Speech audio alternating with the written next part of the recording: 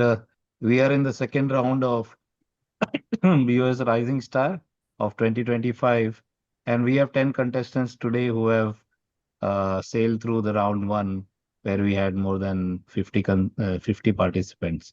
So to introduce the concept and introduce the judges, I'll invite Dr. Neeraj Bijlani today. Neeraj, over to you. Yes. So, BOS Rising Star contest was started frame in mind to identify the future great speakers or future great presenters of the Bombay Orthopedic Society. So, with this in mind, this is now the third year running. We started in 2023. It was started by that time President Dr. Sanjay Dhar, and it is now third year. So, first round is specialty wise, where everybody is judged according to their specialty. Second round is where you have all reached out of 30 people, only 10 people have been selected, and where you have all reached. This is a general round where the topic is selected by the speaker or the presenter themselves, and you have 7 minutes for presentation and 3 minutes for Q&A of the various judges which we have today. So we have judges from all specialties from all over Bombay, beginning with Dr. Anand Thakur, who's a very senior orthopedic surgeon, and as I like to call him, an octogenarian of the Bombay Orthopedic Society.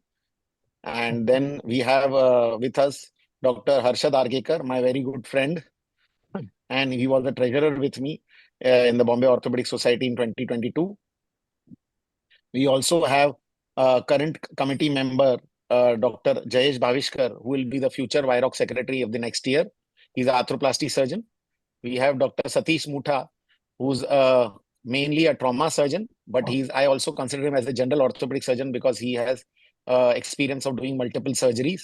He has also been the treasurer with me in the year 2023 when we actually started the Rising Star contest. And last but not the least, we have Dr. Sandeep Patwardhan, though he's from Pune Sancheti Hospital, a pediatric orthopedic surgeon, but he is basically a Bombay boy, and he has been a very important part of all Bombay Orthopedic Society VIROCs.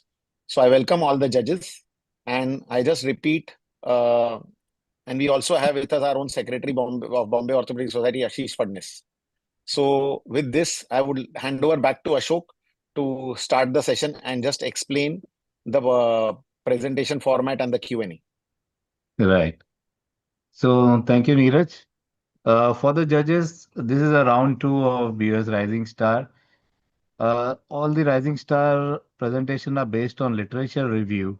However, in round two, the contestants were allowed to select their own topics and make the literature review out of that. So they're not going to present cases or their experience, but literature insights on the topics that they have selected. In round one, we gave them topic. In round two, they have selected the topic. So they are more responsible for the presentation in that sense. So marking is based on their presentation of 7 minutes and Q&A of 3 to 4 minutes. Since we have 10 contestants today and we have 5 judges, judges can ask queries based on the specialty of presentation or in general, if they wish to. So with that, I'll start the session. Dr. Yash, you can share your screen and start your presentation.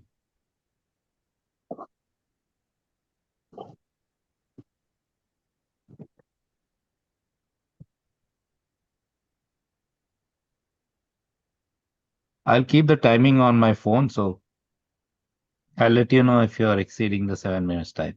Yes, you can see your presentation. Go to slideshow mode and we can start. Sir, I am on slideshow mode, sir. Is it visible? Yeah, now it is visible. You can start. Good evening. I am Dr. Yash, and I'm going to be speaking about the role of ankle replacement and ankle fusion in end-stage ankle arthritis. But how do we get there? So if an ankle trauma like this presents, and if it is mistreated or malaligned, then that will eventually lead us to the end-stage arthritis, post-traumatic being the most common etiology. What options do we have for this? It can vary from conservative all the way down to the operative treatment with arthrodesis and total ankle arthroplasty. Ankle arthrodesis was first done in 1879, and since then it has established itself as the gold standard for end-stage ankle arthritis. This is probably because it has given very good fusion rates, a good satisfaction rate for the patient, as well as a modest complication rate of 11.2%. It is in patients with arthrodesis which has been done. This JBJS review in 2023 has shown that 24 to 100% of the patients with an arthrodesis will end up with a subtalar arthritis at some point. However, this is a clinico-radiologic mismatch because only 24% of the patients end up being symptomatic. Adjacent fusions are required in 5.6% of the open arthrodesis group, according to this study, which involved 7,300 arthrodesis candidates. And hence, there was a question raised on the long-term reliability of ankle arthrodesis because of the premature arthritis, the pain, and abnormal gait patterns which were associated with it. Hence, alternative, the new kid on the block, total ankle replacement has come into the picture. But does the evidence match the hype of this?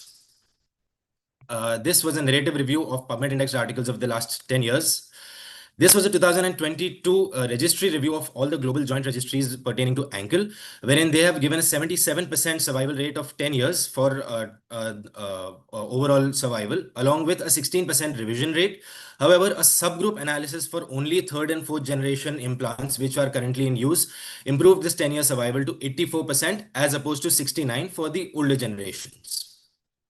Similar study, third and fourth generation implants only, meta-analysis, pooled survival of 10 years is 81%. Multiple other studies on specifically fourth generation implants, all published from 2023 to 2025, have given a survivorship of north of 90% at an average of 5 to 10 year follow-up, which is gradually approaching that of a total knee and a total hip replacement survivalships, which we have at present. This review article in 2024 has given a varied complication profile to both total ankle replacements as well as fusions, and has attributed the reoperation rate to these complications, which is more in ankle replacement. However, if this was analyzed on a subgroup basis on only the recent articles with recent implants, this difference became insignificant. The range did improve by 4 to 14 degrees after an ankle replacement. However, it was modest, and gaining range is not really the aim of an ankle replacement. As far as the patient-reported outcomes were considered, both gave equal results. This 2024 narrative review gave a 90 to 95% survival at 10 years and also dealt with three major problems. In the young age group, they have suggested that yes, there are mixed reports. However, because there are improving functional and clinical outcomes, it does warrant eligibility to consider TAR in the younger age groups as well. As far as obesity is considered, yes, there is a reduction in functional scores when compared to the non-obese cohorts, but still the pre-post analysis shows a significant benefit in pain and PROMs. It has also addressed deformity, and we are now able to address much larger coronal plane deformities all the way up to 35 degrees with similar pain function scores as well as survivorships. Another study has shown that there is a 3x increase in total ankle replacement incidence from 2010 to 20, but the revisions have not increased in the same proportion, and hence this probably reflects better outcomes over the years. So eventually, who wins the battle? This RCT was performed in this decade and was published in 2023. It's as of now a 1-year follow-up study has been published, which is still in progress. Function-wise, fixed bearing TARs were much better than ankle fusions. Range of motion, also ankle replacement does better. Complication-wise, wound issues are more in the TAR subgroup, with the revisions, early revisions being lesser in the TAR subgroup as compared to the ankle fusion subgroup. Cost-wise, TAR does save costs when there is a extrapolation to the lifetime horizon in terms of the quality life years gained. Hence, this study may not prove the superiority of TAR, but it definitely proves the non-inferiority of TAR as compared to ankle fusions. This study, 2-year follow-up study, has suggested that revisions, complications, as well as amputations are lower in the TAR subgroup. Another systematic review of 20 papers has suggested that nearly 70% of the papers have suggested that there is no difference in the patient-reported outcomes. Gait analyses have suggested that kinematics, kinetics, and spatiotemporal parameters are much better in the TAR subgroup. A summary of all of these has been given in this paper, wherein it has suggested that TAR does significantly better in terms of gait range as well as function, similar to ankle fusion in terms of pain reduction, PROMs, and survivorship, and probably a little bit worse in terms of revision rates. As far as decision making is considered, this article published in the last decade has shown that there is a definition of an optimal patient, which is a low demand, non-obese patient, a slightly older age group with good range. However, we don't always end up getting such a patient in clinical practice. And hence, they have considered that age and BMI are not absolute parameters, but need to be seen in light of other parameters. Vasculopathy definitely needs to be considered, analyzed, assessed, and treated before going ahead with the total ankle replacement. And they suggested that in a case of a bilateral arthritis as well as a patient with hindfoot arthritis, ankle replacement does better than a fusion. This study has attempted to stratify the complications. It has suggested that a certain group of complications qualify as a high risk complication, and hence, if any of these occur in prospect of follow-up of the patients, then they are likely to have a lower TAR survivorship. Another article which has helped us in decision making is this article, which has given attempted to stratify the indications and contraindications, with the indications being a good indication is 20 to 25 BMI, a varus valgus angle below 35, and a good range of motion. They have attempted to stratify these in major and minor criteria and have attempted to make decision making easier for us. They have said that thoughtful balancing is the key to patient selection. And if there is any doubt even after this, then it is better served by doing a fusion. Patient selection is the key is my take-home message from this presentation. Thank you. These are my references. Thank you very much, Ved. You finished well in time. I'll invite the judges for queries. Thakur sir, you can start.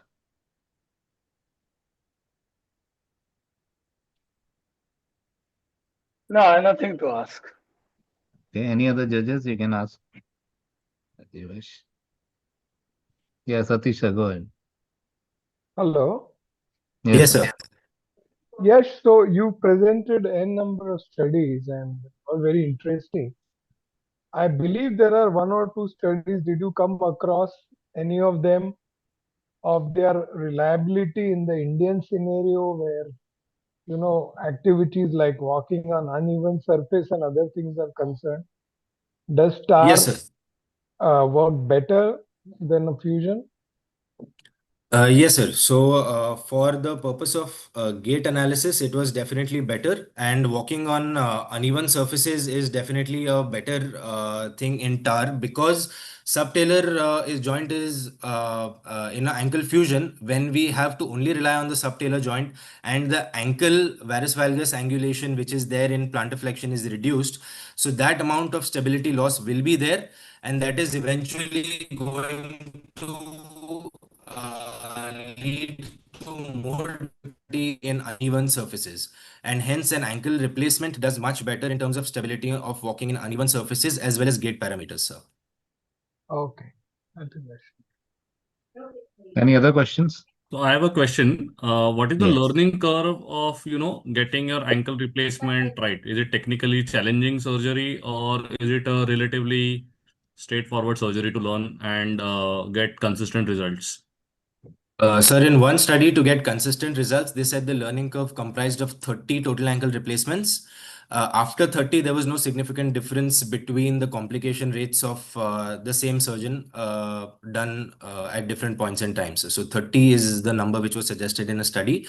But yes, there is definitely a complicated learning curve, a steep learning curve associated. And with expertise, the outcomes get gradually and progressively better, sir. Okay, Yash, can I ask a question, Dr. Patwardhania? Yeah, go ahead. Yes, sir. So, your 10-year survivorship that you mentioned for total ankle replacement getting there. Yes, sir. So, was it related to all ankle pathology or are you talking of post-traumatic arthritis of the ankle? Sir, it was the all etiology survival rates, but overall, rheumatoid arthritis and a primary osteoarthritis etiology are able to have a higher survivorship as compared to post-traumatic ankles because Correct. That is post-traumatic, obvious because those are low demand ankles. yes, sir, and they would also Then doesn't that cause a potential bias because then you're doing old people with limited activity levels, whereas you are talking of arthritis because of a badly treated ankle fracture in a younger demanding patient. Then is sir, arthrodesis a better option in younger people then? Sir, I would just like to reiterate that the survivorship is overall, but on subgroup analysis, the rheumatoids as well as the primaries did slightly better. But the survivorship which I mentioned was a overall survivorship. And yes, definitely, because in a young patient with a high demand, because the load cycles on the implant would be more, that would eventually lead to an earlier wear. So yes, that is definitely a consideration which needs to be given. And that is why there is so much contradiction and dilemma when studies are considered as to the ideal age before which a TAR would give suboptimal results and after which it would give better results. Yeah, because when you do a literature review like this, the message sometimes that goes out is that most people who attend VIROC are trauma surgeons who will start doing ankle replacements thinking there is 10-year survivorship. We hardly have any patients with rheumatoid or primary OA which undergo ankle replacement. Yes, sir. So that I think because the elbow went the same way, and soon we will have a lot of ankles being converted to fusions in 2-3 years because the people start doing it in post-traumatic arthritis. That I Definitely, think sir. The that age has needs to to be be. highlighted as one of the takeaways also. Yes, sir. Okay. Any other questions? Meanwhile, Dr. Bhushan, please share your screen and we can start with him. Thank you, Dr. Yash. I think no questions more for Yeah. you. Thank you, sir. Yeah, Dr. Bhushan, we can see your presentation. You can start. I'll keep the time. Go ahead. Very good evening. I will be talking today about the comparison of outcomes of cross-union with other techniques for treatment of congenital pseudoarthrosis of the tibia. Congenital pseudoarthrosis of the tibia continues to challenge the treating orthopedic surgeons since it was first described in 1891. It is characterized by poor healing of a spontaneous fracture. The primary pathology is the hamartomatous periosteum, which has increased osteoclastic activity. Historically, it has been associated with poor outcomes, and surgeons have resorted to the use of amputation after getting frustrated by multiple reconstructive attempts. The various treatment options for this condition include the use of a circular external fixator, a fixator with an intramedullary nail, a standalone intramedullary nail, use of vascularized fibular graft, or the most recent technique of cross union. All these techniques make judicious use of autograft. Today, I aim to compare the outcomes of these procedures under the following headings, which I've mentioned here.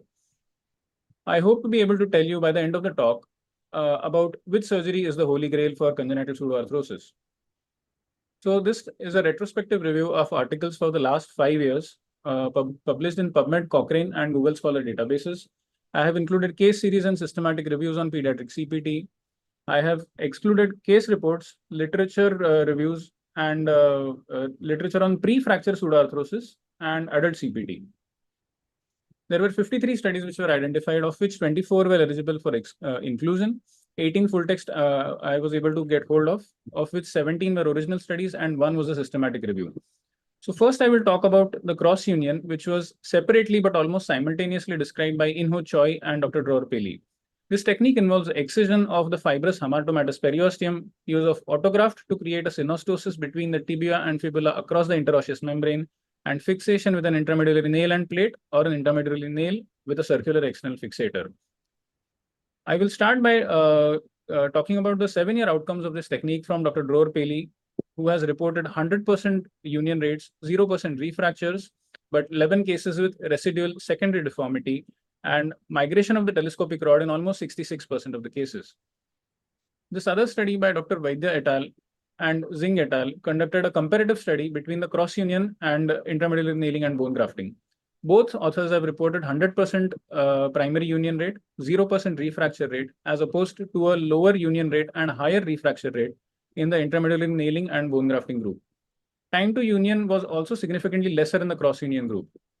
Similarly, other studies too have reported 100% primary union, 0 refracture rate, and healing by around 4.5 months after surgery. Talking about the rates of secondary surgery and complications, they were also lesser in the cross-union group as compared to the other group in the study by Tan et al. The main issue with cross-union surgery is the incidence of ankle valgus and tibial valgus, which has been reported in up to 40 to 50% of the cases in the series by Vaidya et al. Now, this may look like a very busy slide, wherein I'm talking about the outcomes of other techniques of treatment. Just please pay attention to my words. Of the other methods reported, the success rate of the treatment was about 77 to 100%. There was a refracture rate between 12 to 40%. Time to union was between 3.5 months to 4.7 months, and a fair number of patients developed ankle valgus or tibial valgus deformities at final follow-up. Next, I want to talk about vascularized fibula grafting, which is popular in Europe. The studies in recent literature are very far and few with a small sample size. The only long-term study by Gamal et al. With 39 patients reported a 96% union rate, but 51% had stress fractures and 53% developed a tibial valgus deformity. The major drawback of the vascularized fibula grafting is the chance of donor side morbidity, with progressive ankle valgus being the most important. This ankle valgus relentlessly progresses despite performing a distal tibiofibular fusion. And in Singh's study, 50% patients needed a corrective osteotomy for ankle valgus of the donor leg, which is a significant number. Failure to union has been reported in 2 studies to the tune of around 11 to 14%. And 1 patient in the vascularized fibula grafting study underwent an eventual amputation due to failed reconstruction. In the last study, I'm going to talk about a systematic review by Dr. Anil Agarwal, which again stresses the same point that cross union has a 100% union rate, and they have reported around 22.5% refracture rate with a 4.5 month time to union. In comparison with the other technique, the primary union rates are between 65 to 84%. None of them have had a 100% final union rate. Refractures are seen in almost 30 to 40% of cases, and the probability of having a successful outcome is also between 35 to 55%. That is, only half of the cases that you operate will unite at best. Congenital pseudoarthrosis of the tibia remains a challenging problem, and we have come a long way from performing amputations for this condition. It is evident that cross-union outperforms other modalities of treatment, almost like knocking out the other opponents. However, there are caveats to this. As they say, the enemy of a good outcome is a good follow-up. Hence, secondary deformities after cross-union may be seen in about 6 to 50% of cases. Nail migration and deformities distal to the tip of the nail is a real problem. I will just talk about a case example. This boy was an 8-year-old who presented with a pseudoarthrosis of the tibia having been operated elsewhere. The patient underwent a 4-in-1 cross-union technique with the use of intramedullary nail, cross-union with autografts, and a circular external fixator to achieve union in about 4 to 5 months post-op. However, at 2 years follow-up, as you can see, as the nail migrated, the patient developed a deformity distal to the tip of the nail and a refracture. And this again was managed with a revision 4-in-1 surgery, and it has gone on to heal uneventfully.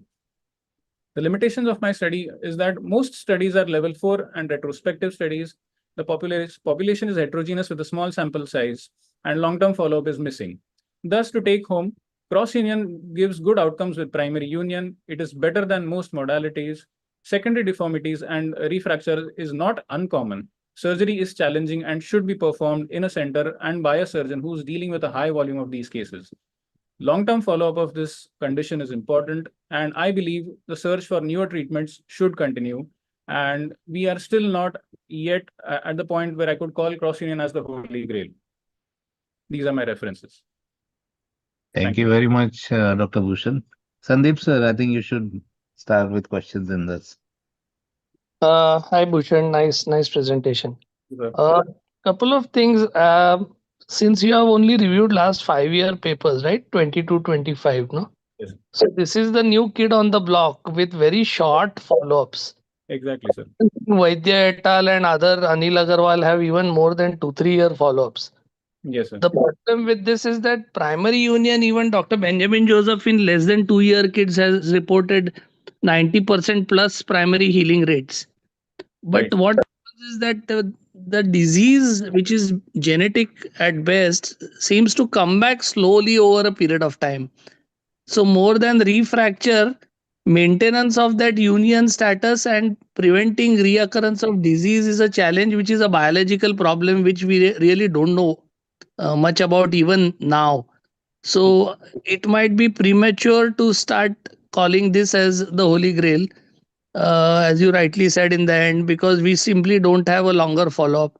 Yes. And papers like Palace, which say 100% everywhere, convey a very wrong message to the person who reads the papers. Right. Because we have seen that whatever you do after the healing, later on the disease comes back and bites you.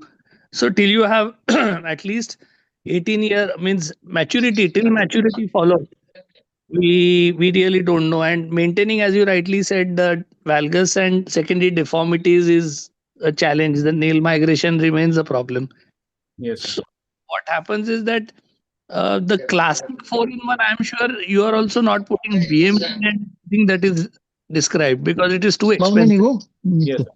So most of what we are doing is a Indian cheaper 4-in-1. Yes, sir. Exactly. So it's not we are comparing apple and orange. We are just but conceptually it is a good concept that a longer what do you call a longer span of healing across both bones will be more difficult to break again.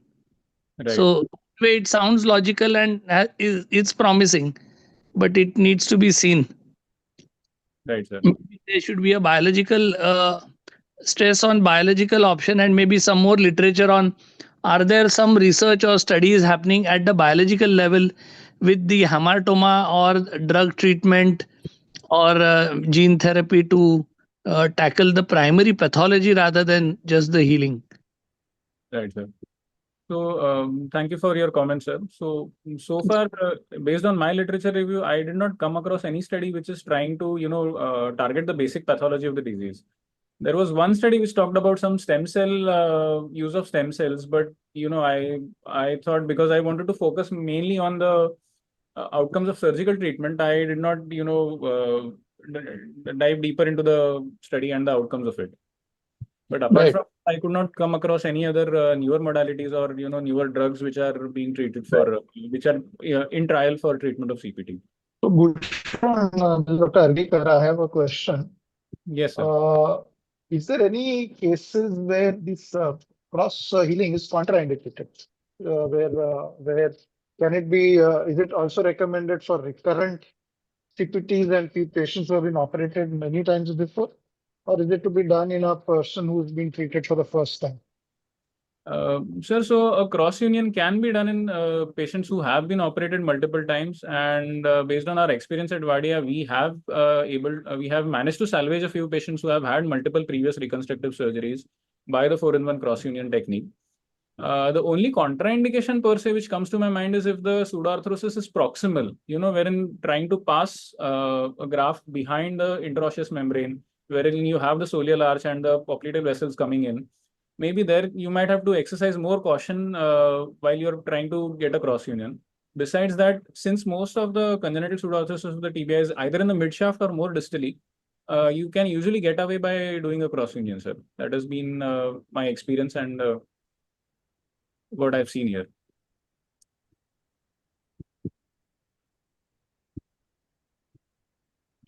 Okay, any more questions? Thakur sir?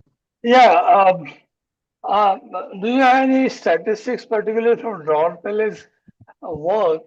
What is the incidence of recurrence of deformity after 3 or 4 years? Because when he says 100% every time, there is a pot full of salt nearby. Right, sir. So, any statistics on that? How much, how often the things recur? How soon they recur? Or nothing like this? You have. Yes, sir. So this paper which I mentioned, in this paper, Dr. Paley has talked about 7-year outcomes of their cohort of patients. So again, they have not reported recurrence of the disease in any of the patients. The primary problem that I could understand from this paper, reading between the lines, is that 11 patients had, deformities, residual deformities, either below the pseudoarthrosis or somewhere else. And the other major complication which Dr. Paley has reported is the migration of telescopic rods, which invariably happens even if you have tried to lock the nail distally by passing wires through the eye of the nail.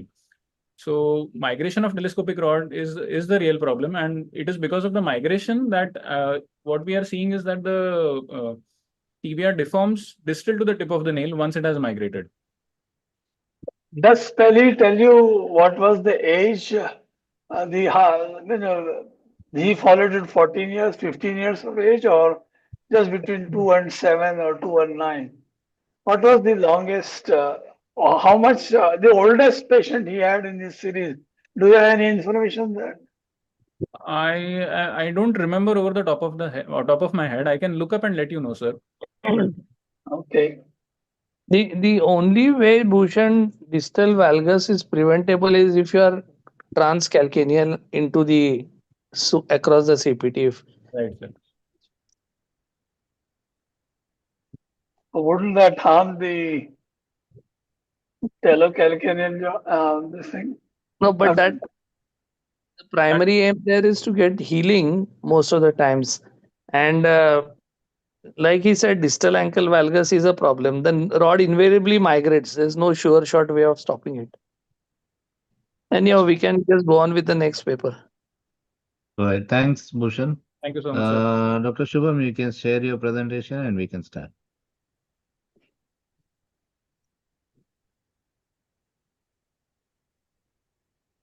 Just click on play on the top. Good evening. Okay, Can you we see can me, sir? see, we can hear you. Go ahead. Yeah. Good evening, everyone. Myself, Dr. Shubham Atal. My topic for today is hemiarthroplasty or reverse shoulder arthroplasty in proximal humerus 3 or 4 part fractures. Proximal humerus fractures account for 5 to 6% of all the fractures. The treatment of choice for displaced dislocated 3 or 4 part fracture is still debatable. Traditionally, hemiarthroplasty had been a preferred treatment option in elderly. Reverse shoulder arthroplasty has emerged as a promising treatment option in the last decade. Theoretical advantage of RSA is that the shoulder function is independent of the tuberosity healing. Dr. Charles Neal designed the shoulder head prosthesis for complex proximal humerus fractures. RSA was conceived in late 1960s to 70s for patients with deficient cuff. Dr. Paul Gremont in 1985 designed the modern day use RSA prosthesis termed as the trumpet prosthesis. Subsequent design modifications have been made in both the prostheses. Since publications of first case series on RSA in 2006-2008, its use has been increased. The objectives and methodology are: this review aims to compare the outcome of RSA versus hemiarthroplasty for complex proximal humerus fractures. Relevant studies of last 10 years were searched in electronic database on PubMed and Google Scholar. The keywords used were proximal humerus fractures, RSA, and hemiarthroplasty. Dev R. Shukla, in their meta-analysis published in 2015, they included 7 studies from 2009 to 2014. The average age of patients included in the study was 70 to 80 years of age. All the studies reported that the forward elevation, abduction, constant score, and the dash score were better in the reverse arthroplasty group than the hemiarthroplasty group. The studies had an average follow-up of 12 to 60 months. Of the outcomes examined, only external rotation was found not to be favoring the RSA group. RSA was more effective treatment option in complex proximal humerus fracture in the elderly age group. Similar results were seen by the meta-analysis published by Juan Wong. And Bonville in the retrospective study included 57 cases in the hemiarthroplasty group and 41 in the RSA, and reviewed for minimum 2 years of follow-up. The evaluation was based on the constant score, the simple shoulder value, and the dash score. The clinical outcomes were better in the RSA than the HA group. Complication rates were higher in the hemiarthroplasty group. Scapular notching occurred in 20% of the RSA cases, suggesting a guarded use in the young patients. The objective and subjective clinical results at the follow-up, we can see that the constant score in the HA group was 73, whereas in the RSA group it was 83. The quick dash score in the HA group was 30, whereas it was better in the RSA group, that is 28. Of the complications, 25% in the HA group and 10% in the reverse shoulder arthroplasty group. The 11 patients in the HA group had stiffness, whereas brachial plexus injury was seen in 1 cases in both the groups. Lynn Charles, in their critical analysis review on operative treatment of proximal humerus fractures, they concluded that the RSA had definite advantage over open reduction intent fixation and hemiarthroplasty in 65 years age group or elder. RSA provides early pain relief and early return to the shoulder function. Indications for RSA and effect of timing of RSA continue to evolve. The RSA is indicated in proximal humerus fractures more than 65 years age, 3 or 4 part dislocations, and head split fractures. It is also a salvage option in failed ORIF or non-union or malunion. Arthur O. Johnson in the multi-center randomized control trial included 43 patients in the HA group and 41 patients in the RSA group. The better range of motion in the reverse shoulder arthroplasty group was the key difference. The study also stated that more benefit in the 70 to 80 years age group is seen than the more than 80 years of age group.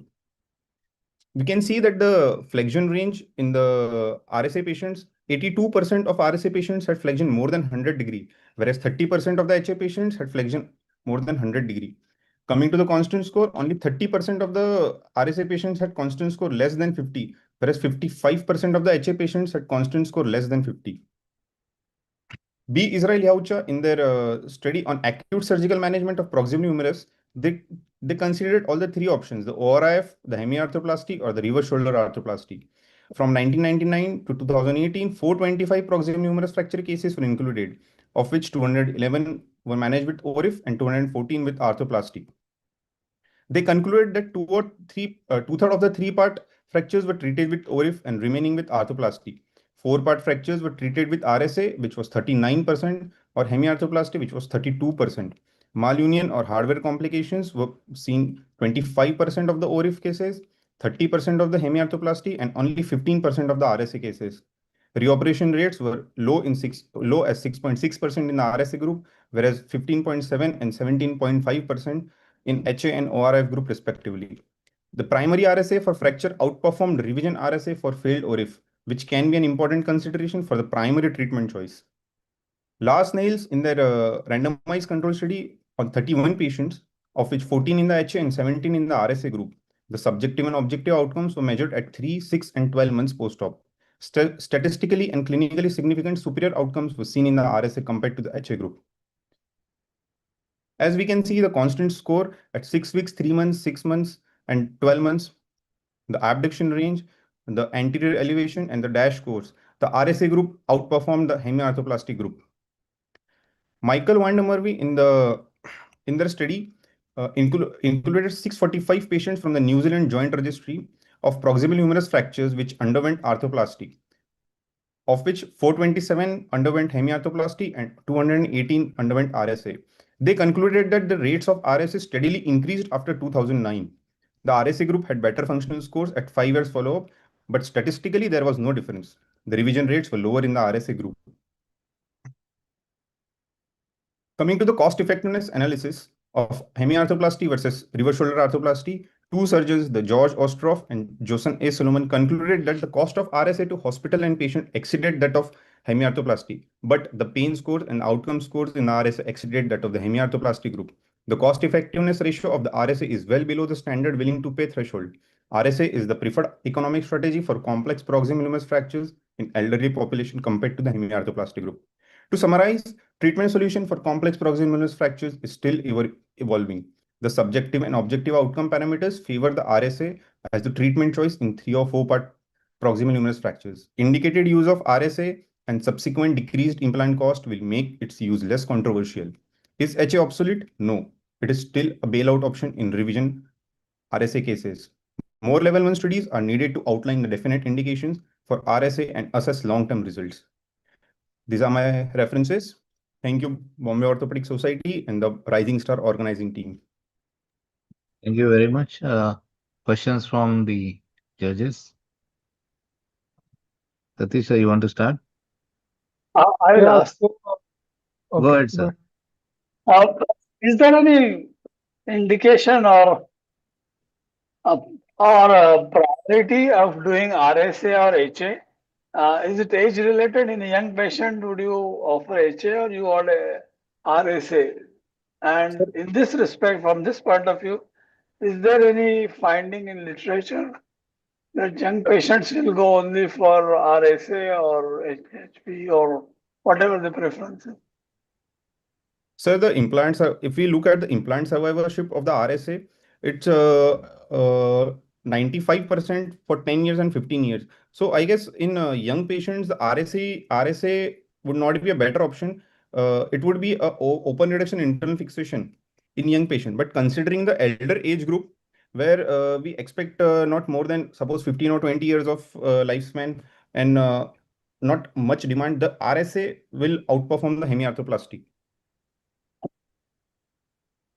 If it is 15 to 20 years, then a younger patient, would you ever offer a RSA to say a 40-year-old gentleman who has a very smashed head, or you would still try to reconstruct it? I will still try to reconstruct, sir, in 40 years of age group. Okay. And then when time comes, you will do a RSA, is it? Okay, that's fine.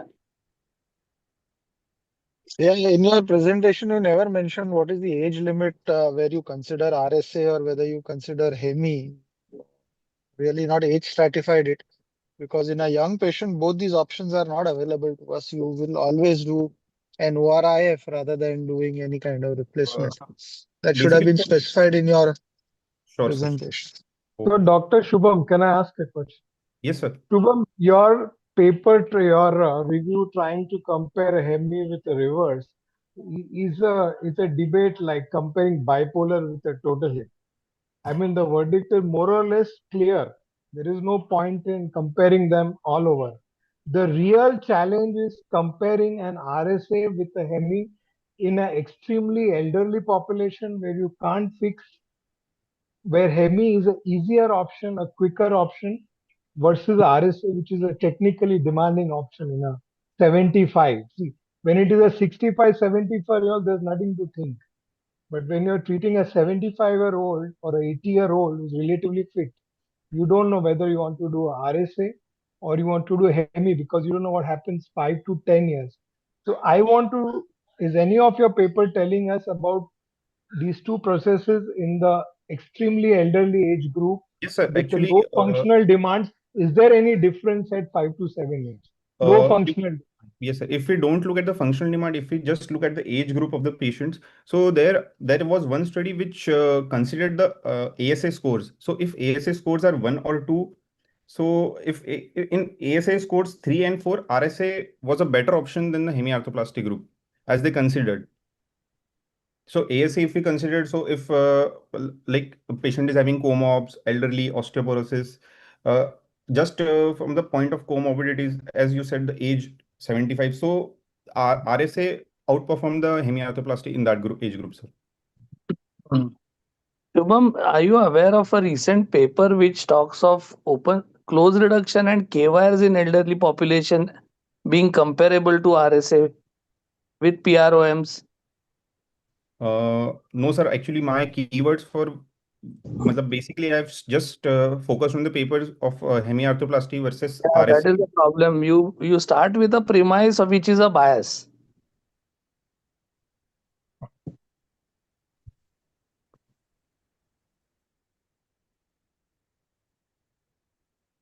Sandeep sir, we can't hear you. I said that if you start Thanks, Manish. premise that is a bias, then the other part of conservative PROMs or treatment of 3 and 4 part in septuagenarian 70 plus people, then you are missing out half the literature. Sir, Where if even nowadays people are talking of close reduction K-wire being as comparable to RSA with low demand older osteoporotic patients with high risks. So from a surgeon's perspective, always RSA is going to outperform, as he said, after 2009, because number of companies making RSAs has multiplied. yes, sir, maybe the reason.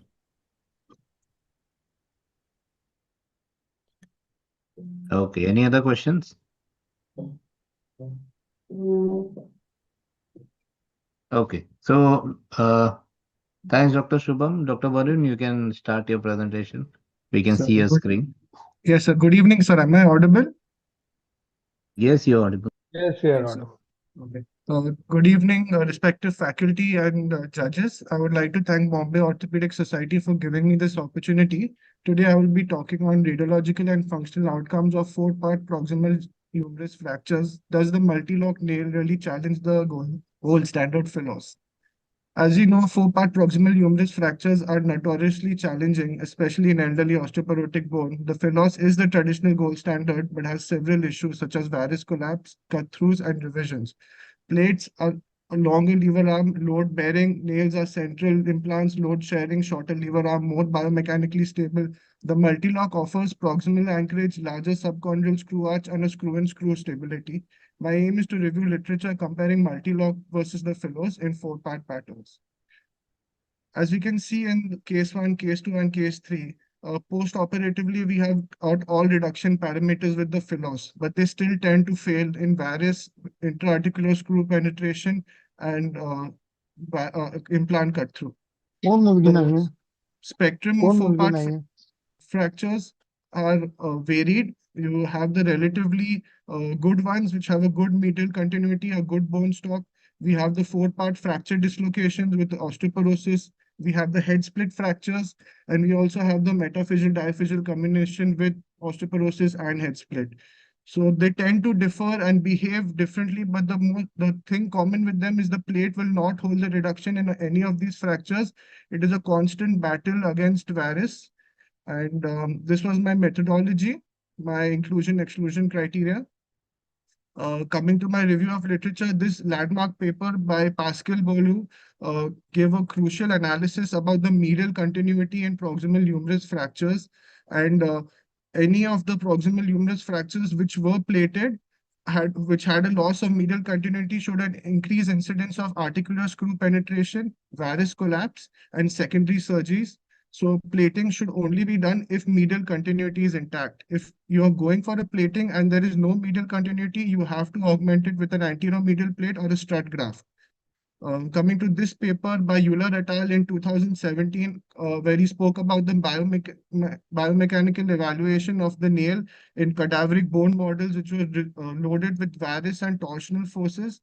These implants showed no screw back out or screw cutout or any other signs of implant failure. As you can see in these images, the bone has been crushed, but the implant has stood its ground. Coming to this paper in 2021, in which the locking nail was compared with the locking plate fixation, the only complication which was seen with the plate was secondary fracture displacement without implant failure and malunion. None of these complications was seen with the nail. Coming to the length of the Philos screw using a 3D CT scan, this study by Menfi Kuang showed that Philos plates had higher incidence of intra-articular screw penetration and varus collapse. According to the study, the only way to get the most accurate way of screw placement is using a CT intra-op. Of course, this is not required with the nail. As we see these two images, we can see the nail has a screw and screw, which prevents screw cutout. Also, there is a polyethylene bushing within the nail, and also the screw arc of the nail is much physiologically stable compared to the Philos plate.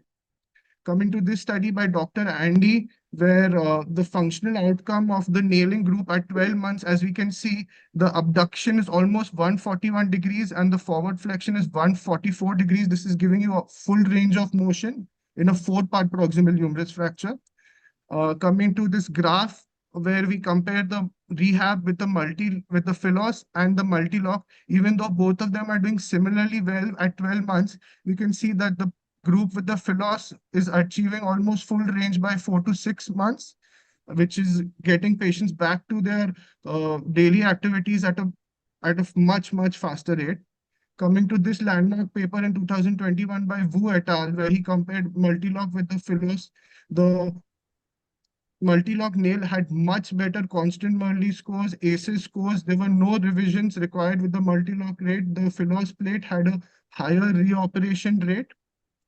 This paper by Patrick Boyar, again comparing the nail to the plate randomized control trial, shows that the VAS scores were lower in the multi-lock group. The constant Murley scores and the ACE scores were significantly higher in the nailing group, showing a better functional outcome. Complications were only seen in the plating group. Revision surgery was higher in the plating group. Coming to this study by Guyon et al. In 2021, which shows that the multi-lock nail is superior to the Philos plate in terms of blood loss, operation time, complications, union time, and change in the final neck shaft angle.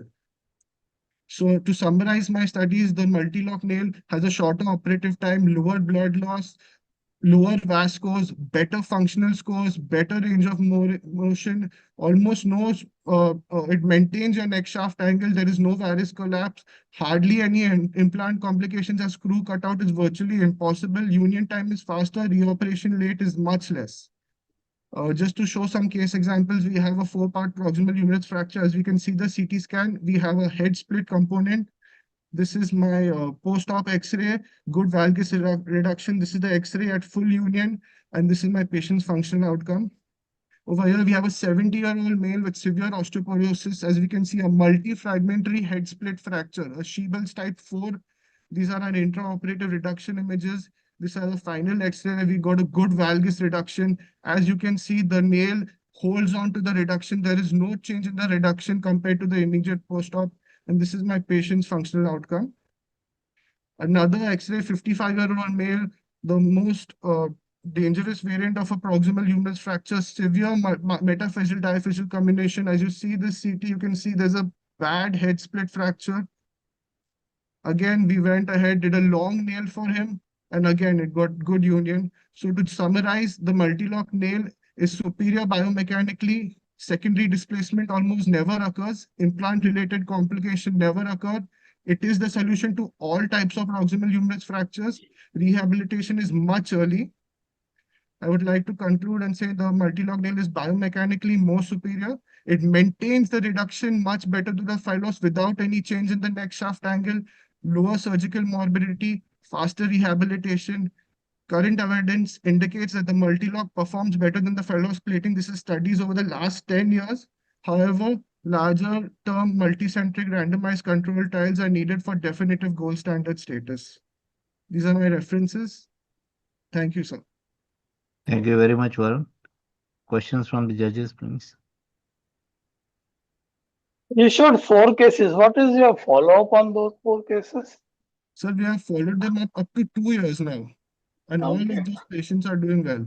They got an abduction, overhead abduction, and they've returned to their daily activities, and there is no change in the X-ray compared to the first post-op X-ray. Okay. You showed a case with a head split. Now, Yes, how sir. do you explain to us the screws that you passed through the head also compacted those split head? How did that get together and stay together? Is So there a so before we take our entry, we get a reduction of the head, and the entry point of my proximal humerus nail is through the center of the head. This itself is creating a proximal anchorage in the head, which is holding the reduction of the head. After this, we are getting the tuberosities into position and then passing our screws through the nail. And along with this, we are getting a screw and screw. So within the bolt, we have an option to put another locking screw. But the main reduction, sir, is held by the nail itself, as the nail is entering Varun, through the... sir's question is that the head is split. Yes, sir. How have you ensured that with a split head your screws are still holding? Am I right, Thakur sir? yes, that's right. How did you Yeah. produce a compression between those two portions of a Head hemisphere? fragment. Yes, sir. So we have got the reduction of the head. We have hold the reduction of the multifragmentary head with K wires. We have then taken entry and then we've passed the screw, sir. Okay, all right. Yes, sir. So, can I ask a question? Varun, Yes, sir. nice presentation. Of course, you have lovely cases at Tejaswini.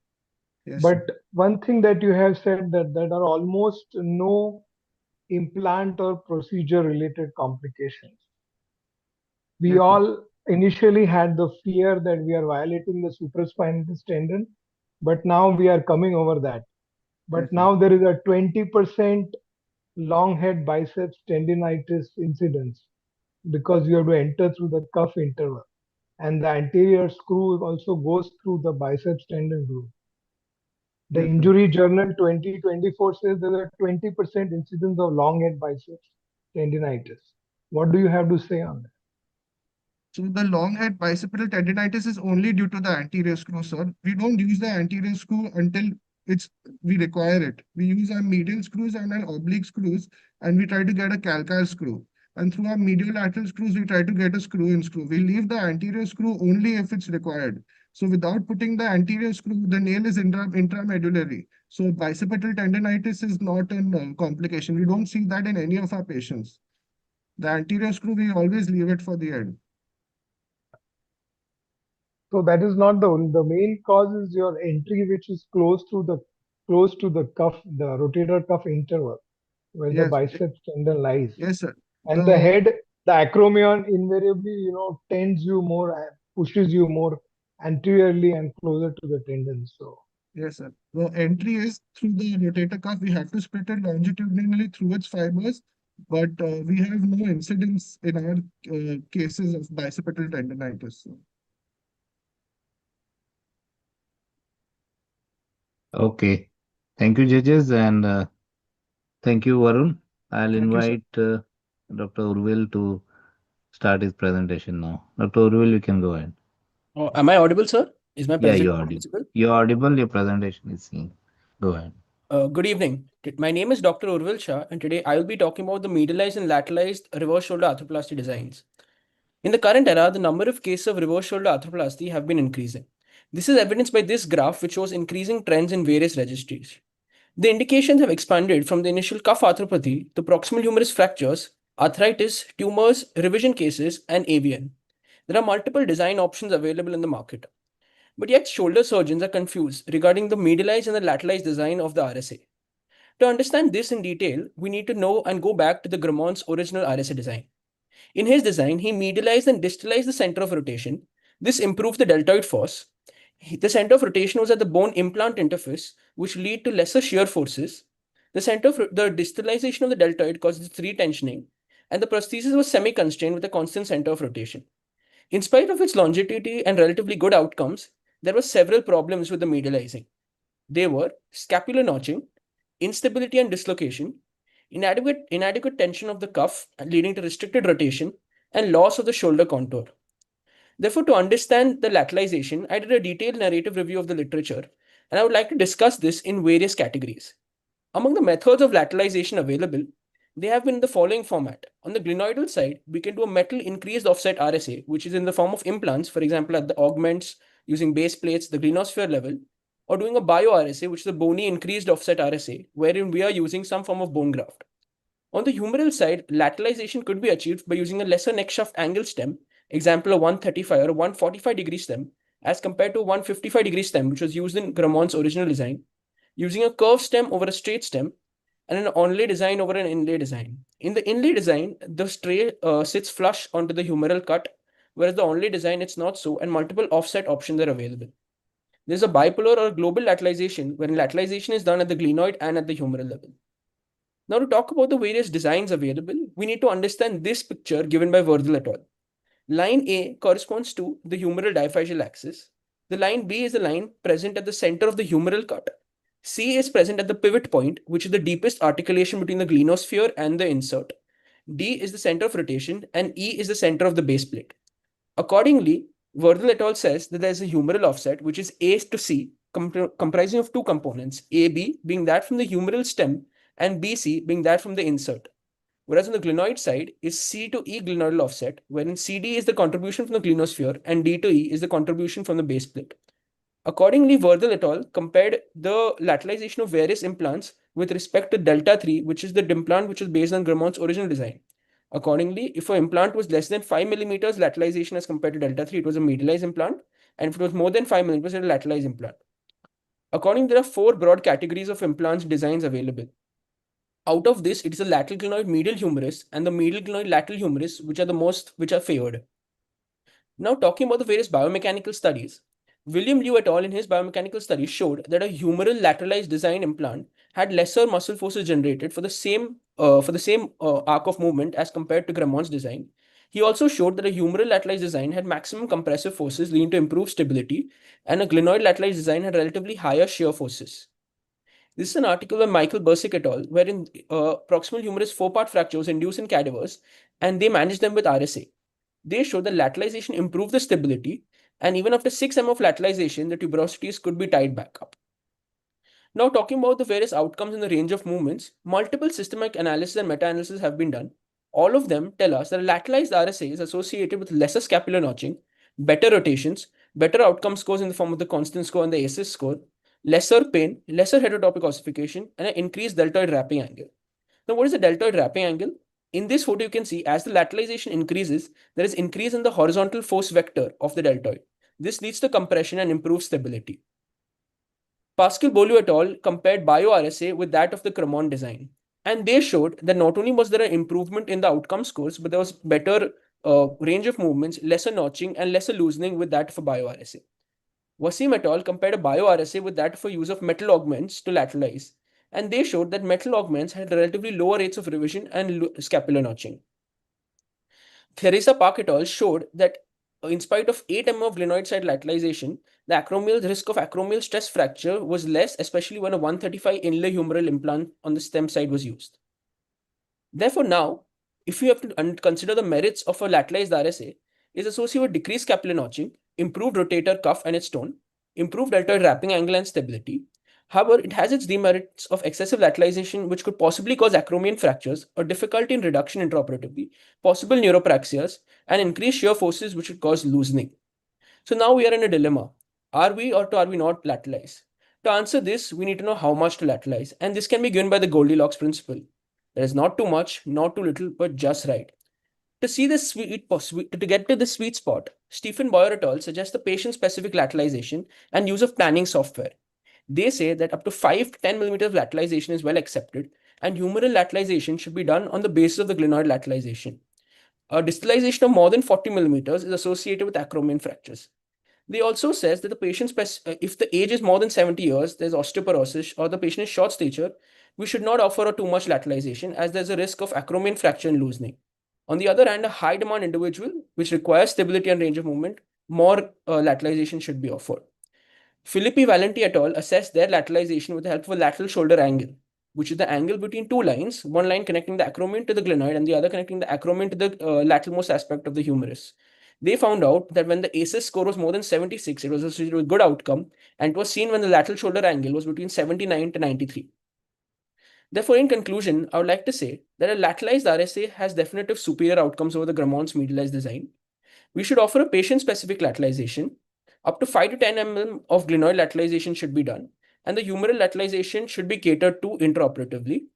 Excessive lateralization could be associated with acromial fractures or a difficulty in reduction. These are my references. Thank you. Thank you very much. Questions from the judges, please.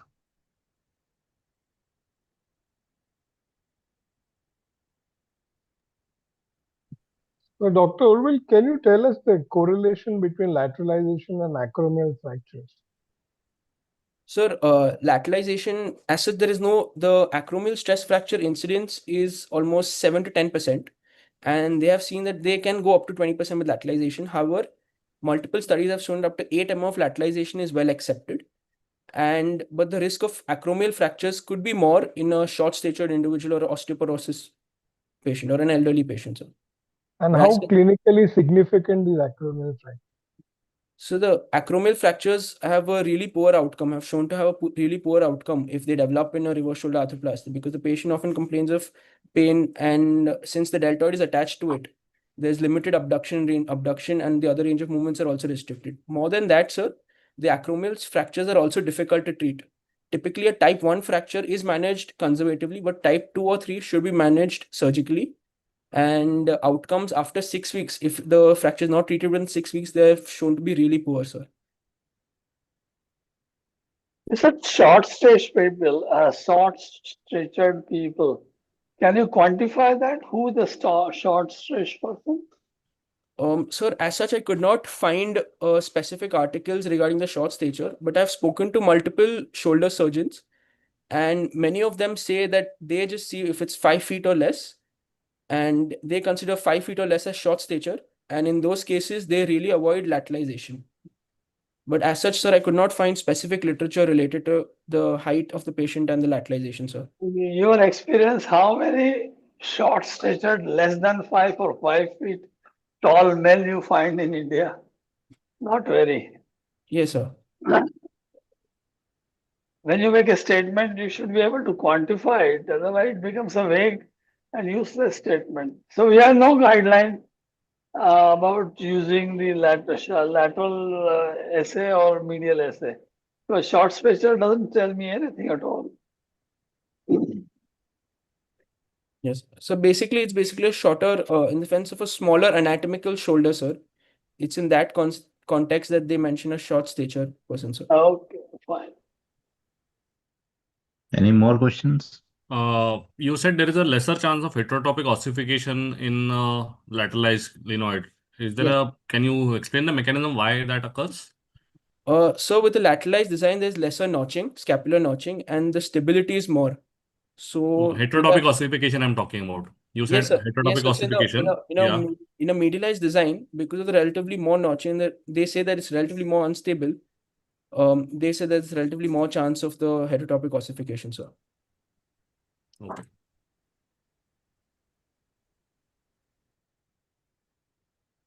Okay, if no more questions, then we'll move ahead. Thank you, Urvil. We Thank you. invite Dr. Deepika to start her presentation. We can see your slides. We can Am start. I audible, sir? Yeah, you're on. Go ahead. Yeah. So I'm Dr. Deepika Jain, and I'll be talking about cervical myelopathy surgery, evidence-based comparison of anterior and posterior strategies. So natural history suggests most patients deteriorate over 3 to 6 years, yet the condition remains underdiagnosed with discrepancy in observed and model prevalence, with many patients taking nearly 2 years for appropriate treatment. As surgeons, the question is rarely whether to operate. Rather, it is which approach will deliver the best functional outcome. Good imaging does not always dictate good outcome, and controversies exist in decision making. Regardless of the approach, the goals of the surgery for cervical myelopathy is decompression, restoration of or maintenance of the cervical alignment, and preservation of motion. The goal of today's review is to summarize the current evidence, integrate key radiological parameters, and present a practical algorithm while highlighting advances in surgical technique. So the anterior armamentarium that the surgeon has is an ACDF for up to 4 levels, cervical disc replacement for young patient and soft anterior compression with mild myelopathy, corpectomy for large retrovertebral compression, and hybrid construct tailor-made, usually using all permutations. So the posterior pathway that we have is the laminoplasty in borderline or lordotic cases, laminectomy with fusion for kyphosis correction and instability, and laminectomy alone for decompression in high-risk patients. So what does the literature tell us? Large meta-analysis study of more than 2,000 patients over 3 levels in clinical spine surgery and the NAS journal over 33,000 patients show no major difference in post-operative MGOA between anterior and posterior approaches. However, neurological recovery tends to be higher with anterior surgery, likely due to direct ventral decompression. Consistently, vast neck pain and NDI are better after anterior procedure. Posterior surgery tend to cause more axial neck pain due to muscle stripping. Patient-reported outcomes show earlier improvement with anterior surgery, especially within the first 3 months, with equivalence by 2 years. Regarding complications, propensity matching analysis involves more than 74,000 patients indicate that posterior approach have higher systemic complication, higher wound complication, higher readmissions, with more chances of hematoma and axial neck pain and overall complication rate. Anterior surgery, primary complication remains dysphagia. Long-term follow-up data show that although revision rates are generally higher with posterior-only cervical surgery, multi-level anterior procedures for more than 3 levels are significant higher rate of pseudoarthrosis, which often necessitates additional posterior supplemental fixation. Meta-analysis, including more than 22 studies, demonstrate that high incidence of C5 palsy C5 palsy is seen with global fixation more than cervical laminectomy and fusion and least with anterior procedures. Corpectomy procedures and those with higher decompression rate, with especially corpectomy of C4 and C5, are associated with increased risk of postoperative C5 palsy. Comparing anterior to anterior, current evidence favors multi-level ACDF over corpectomy, with current unconstrained implant having higher comparable fusion rates, while ACCF has higher graft subsidence. Meta-analysis suggests better sagittal alignment and lower C5 palsy with ACDF, with no difference in the JOA, NDI, and approach-related complication. So for multi-level ACDF, multi-level, choose ACDF over ACCF. Multi-level show higher fusion rate in 3-level as compared to 4-level. Skip corpectomy while keeping C5 intact gives better translation stability and fusion outcomes with no need for posterior stabilization, whereas hybrid constructs allow tailored reconstructions with improved biomechanical stability. So for 3 and 4 level, where more than 2-level corpectomy is involved, posterior should always be a surgeon's backup. Posterior surgery, comparing laminectomy and laminoplasty, laminectomy provides the largest increase in canal increase, but this does not necessarily translate into better clinical outcome. Laminoplasty preserves motion, reduces NDI scores. Meta-analysis over 22 studies shows higher rates of C5 palsy with laminectomy and fusion, High T1 slope predicts poor outcomes and post-operative kyphosis in laminoplasty patient. To overcome the pitfalls of laminoplasty and laminectomy with fusion, Hen et al. Introduced a laminoplasty fusion hybrid technique, where the spinous process is used as a bone block for open door laminoplasty. This is followed by posterior instrumentation. Posterior cervical surgery traditionally causes poor axial leg pain and intraoperative outcome, and hence inferior outcomes in anterior surgery. To mitigate these issues and get comparable outcomes to anterior surgery, several muscle-preserving techniques have been described. The modified Shiroshi technique is one among them, where without paraspinal muscle detachment, skip laminectomy is performed under microscope. Extensor muscle-preserving laminectomy utilizes an interspinous corridor. Haploparaspinal muscle preserving laminoplasty is a landmark modification where the one-sided muscle is detached and laminoplasty is done. The opposite side musculature remains fully intact, achieves a balance of adequate decompression, motion preservation, and reduced axial pain. To further discuss OPLL, Dr. Felix in his research has clearly said that anterior decompression provides best neurological recovery, but the minimal clinical gain does not justify high complication risk, particularly dural injury and the comorbidity associated. Thus, anterior surgery is recommended only if the canal occupancy is more than 60% and there is a rigid kyphosis or segmental instability. Emerging techniques for OPLL suggest that vertebral body sliding osteotomy allow controlled expansion of the canal after detaching the vertebral body and aligning with plate while maintaining lordosis and reducing the risk of dural tears. But this requires a long learning curve to replicate. The key imaging predictors for surgeons include the K-line, negative, which means lesion extending beyond K-line, where cord can't drift posteriorly, requires anterior decompression, canal occupancy rate of more than 60%, with a hill type or global anterior compression, with kyphotic rigid constructs require anterior decompression. The modifiers should always be remembered. K-line tilt more than 15 degrees, C2 to C7 SVA falling ahead of the C7 vertebra, and higher T1 slope. The dynamic K-line converting to negative only in extension. All these are poorer modifiers and with poorer outcome with posterior surgery. The 2025 SIMS Severity in Imaging Myelopathy score has been coined this year, a new MRI-based scoring system correlating strongly with the MGO recovery, which incorporates T2 hyperintensity, CSF flow, TOGS ratio, Fujiwara ratio, local kyphosis, and number of stenotic levels. Higher score favors earlier surgery and direct decompression. A practical algorithm for all the young surgeons. Positive K-line, if the patient has positive K-line, less than 3 levels, do anterior. More than 3 levels, do posterior. Prefer a laminoplasty over laminectomy with fusion. Use muscle-preserving techniques to reduce axial symptoms. Currently, anterior procedure with hybrid technique give favorable result for more than 3 level as well. In case of negative K-line, favor anterior or combined corrections. Consider modifier parameters like dynamic K-line, T1 slope, C2, C7, CVA, SIM score. So this is the evidence summary. And to conclude, both approaches give equivalent outcome and should be chosen as per the surgeon's skill and the patient's comorbidity. Still, evidence and literature support earlier and better benefits with anterior approach. Need future larger RCTs to compare muscle-preserving posterior surgery with anterior construct. And the SIM score is an exciting new tool and requires prospective validation. Thank you. These are my references.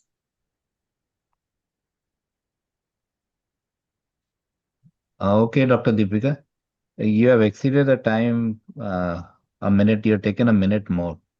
Anyways, questions from judges, please.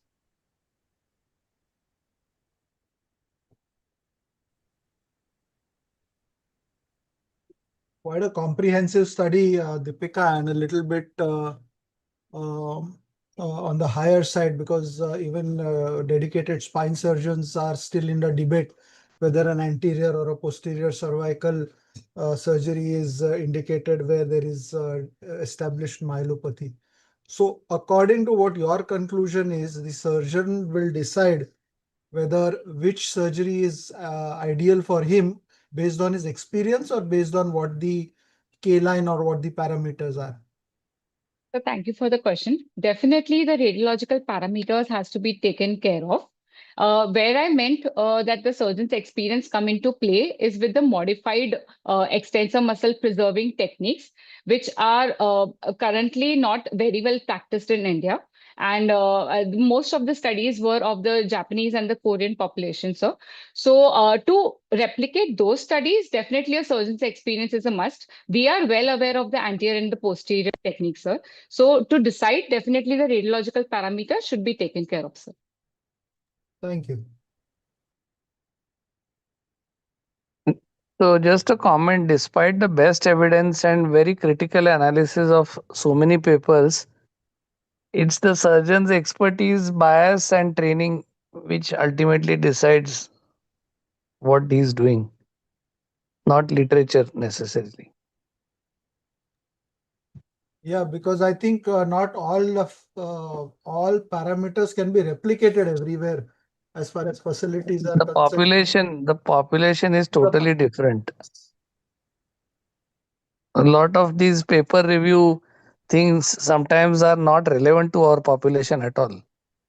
Yeah, but it's a good review in any case. I think the review So is. Deepika, can you tell us after you decided to decompress in whatever way you like, is there any difference in the final clinical outcome? I mean, reversal of myelopathy in anterior versus posterior, let's say semi-localized or a two-level disease in a lordotic cervical spine.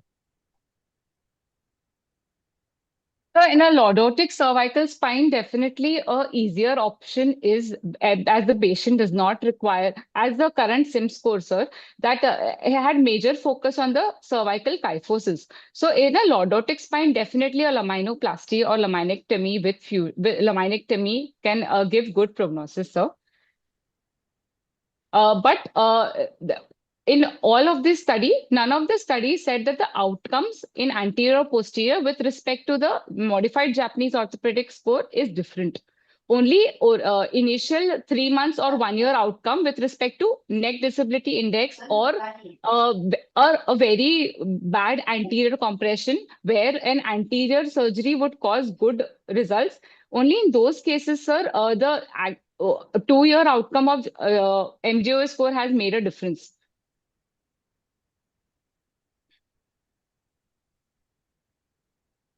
Any more questions? Is there a way to, quantify your anterior compression as to, after how much anterior compression would you like to go for an anterior rather than a posterior? Is there a limit that you have? So these parameters, sir, one is the K line, definitely. That if it is negative and it is crossing, then in those cases, a posterior surgery where you depend more on the posterior drift of the cord, it will not work. Secondly, in a kyphotic spine, where the posterior drift will, where the principles of laminectomy, which act on posterior drift, will not work. In those cases, definitely an anterior surgery is required, sir, or a posterior retrovertebral big compression OPLL. In these cases, in OPLL specifically, you have to quantify how the patient is going to react with posterior surgery being more safer than anterior. But all these things need to be taken into consideration. Thank you. Thank you, Deepika. Thank you, sir. I'll invite the next contestant, Dr. Dhruv Shah. We can see your presentation, Dhruv. You can start. Thank you for this opportunity from BOS. I'd like to present today extending indications of unicompartmental knee arthroplasty. Are we justified today? So the current scenario is globally across registries, UKR forms around 11 to 15% of all procedures undertaken. In India, that data stands at 2 to 3% and is growing. Western India and Maharashtra perform nearly half of these amount of UKRs. We feel that there is a bias towards total knee due to the fear of revisions, lack of confidence to deliver a successful outcome, and lack of training. 46.9% of Indian knees undergoing total knees are amenable to a UKA. So what are we looking at today? The classic indications, the why extend indications, the evidence for extending indications, and the ideal decision-making algorithm. So the classic indications were given by Cousin and Scott, where they were isolated middle compartment arthritis, no rattle joint tenderness, non-inflammatory arthropathy, ROM more than 90 degree, intact ACL, correctable varus less than 5, age more than 60, weight less than 82, and flexion contraction less than 5 degrees. So what has changed in 2025? We have better implant designs, more technology, high volume surgeon outcomes, patients presenting earlier, incoming cementless implants, and evidence-based long-term data. So the aim of this review is, can we safely push UK beyond the classical limits? Are the outcomes safe and reproducible? How do we select the ideal UKR patient? So this was the methodology through the PubMed database of the last 10 years. So the classic expanded indications are age less than 60 years, higher BMI and weight more than 82 kgs, ACL deficiency, higher activity level, patellofemoral OA, presence of lateral osteophytes, and chondrocalcinosis. So age less than 60 years. Lee et al. Found out identical outcomes, quality of life, and implant survivorships in patients undergoing UK under and above 55 in both groups, which are propensity score matched. Kim et al. Concluded in a mid-term follow-up that UK performed well in young activation patients with a survival rate of nearly 95%. Cleveland et al. In a systematic review concluded UKs had better outcome scores, ROM, and return to activity, but a slightly higher revision rate than total knee. Both had excellent survivorship at 10 years. In the obese, Malloy et al. Concluded from 1,000 knees that BMI should not be considered a contraindication to UK and showed survivorship of more than 90% in all groups of high BMI, with BMI of 35 plus actually showing the highest OKS scores. Agarwal et al. In a meta-analysis of 80,000 patients showed no significant difference in groups with obesity or without obesity for complications, infections, and implant survivorship. ACL deficiency. Due et al. In a meta-analysis of 2,500 knees which had 400 deficient ones showed no significant difference between both groups. Adravanti et al. Concluded patients without clinical instability can benefit from a UK with less posterior slope of 4 to 7 degrees and a fixed bearing design. Zambron et al. Showed in their in vivo fluoroscopic study that reduction of the tibial slope within a fixed bearing implant can compensate for an ACL deficiency, and both groups showed similar kinematic waveforms throughout their ROM. Botner et al. In their higher activity level showed that approximately 2,000 knees after grouping the patients according to their activity levels showed lower revisions, higher activity groups, but which were not significant. Both UK and TK performed well in both groups of activity. Ali et al. Concluded that higher activity does not compromise the outcome of unis and may improve the survivorship and outcomes. Theoli et al. In a review with nearly 2,500 UKs and 7,000 TKs showed no studies reporting deleterious effects of increased physical activity. Patellofemoral OA, Decker et al. Concluded that regardless of intraoperatively visualized or radiographically evaluated PF joint disease, 93% of UKs were satisfied in their functional proms. Liu et al. In a meta-analysis of 4,000 knees found no difference in functional outcomes, ROM, and revision rates between the UKs without PFOA and with PFOA. Both showed excellent survivorship. Joel et al. Showed significant pre-op radiological PFOA does not adversely affect UK outcomes. In the case of presence of lateral osteophytes, Wallstein et al. Showed the lateral osteophytes are not associated with biomechanically weaker or degenerative lateral joint cartilage. Fashionbar et al. Conclude that the lateral compartment cartilage volume and thickness is not influenced by the presence of lateral osteophytes. Hamilton et al. Showed no difference in clinical outcomes at 10 years or implant failure at What I 50 drop out also. in subgroups of knees with So lateral that osteophytes undergoing UK. In the presence of chondrocalcinosis, Moret et al. Showed in a meta-analysis of nearly 4,000 knees that chondrocalcinosis did not significantly influence the outcomes in plant survival as well as radiographic progression of OA. Honeygaard et al. Concluded that 15-year cumulative UK implant survival rates were 90% and 80% for the patient without and with chondrocalcinosis, respectively. Comer et al. In a matched cohort study demonstrated presence of radiological chondrocalcinosis and had similar outcomes in survivorships. 10-year survival was 96% in the chondrocalcinosis group and 98% in the control group. So what does the review of all these literatures say? What is the most important two words? That is patient selection. So what are the current indications? Patient selection algorithm. The patient should have isolated medial-sided pain with a one-finger sign, varus deformity correctable on valgus stress and deep flexion, a clinically intact ACL, a flexion deformity less than 10 to 15 degrees with good further flexion, proper patella tracking, radiographical proof with single weight bearing AP, true lateral X-rays, valgus stress X-ray, patella skyline view and scanogram. The valgus stress X-ray should not show any closure on the lateral compartment. Always consider patient factors and expectations. Indications other than AMOA is AVN of medial femoral condyle, that is SONC. So when you get the indications right, this is what you see in your patients. On the left, you can see it's 6 hours post left uni and 7 years post bilateral stage uni. So to conclude, we can expand our indications if selection is systematic, surgeon volume is sufficient, correctable deformity, PF joint disease is not severe, and ACL is clinically stable. Better to avoid expanding them if affecting more than one compartment, severe PF joint OA, ACL deficiency with instability, and low volume surgeon. Yes, we are justified today by expanding indications for UK when executed correctly by practice surgeons and the correct patient selection. So this is a knee saying, thank you, doctor, for saving me. That's the lateral compartment which we see, which in this case we have actually sacrificed in doing a total knee. These are my references, and I thank you. Thank you, Dhruv. Questions from the judges, please.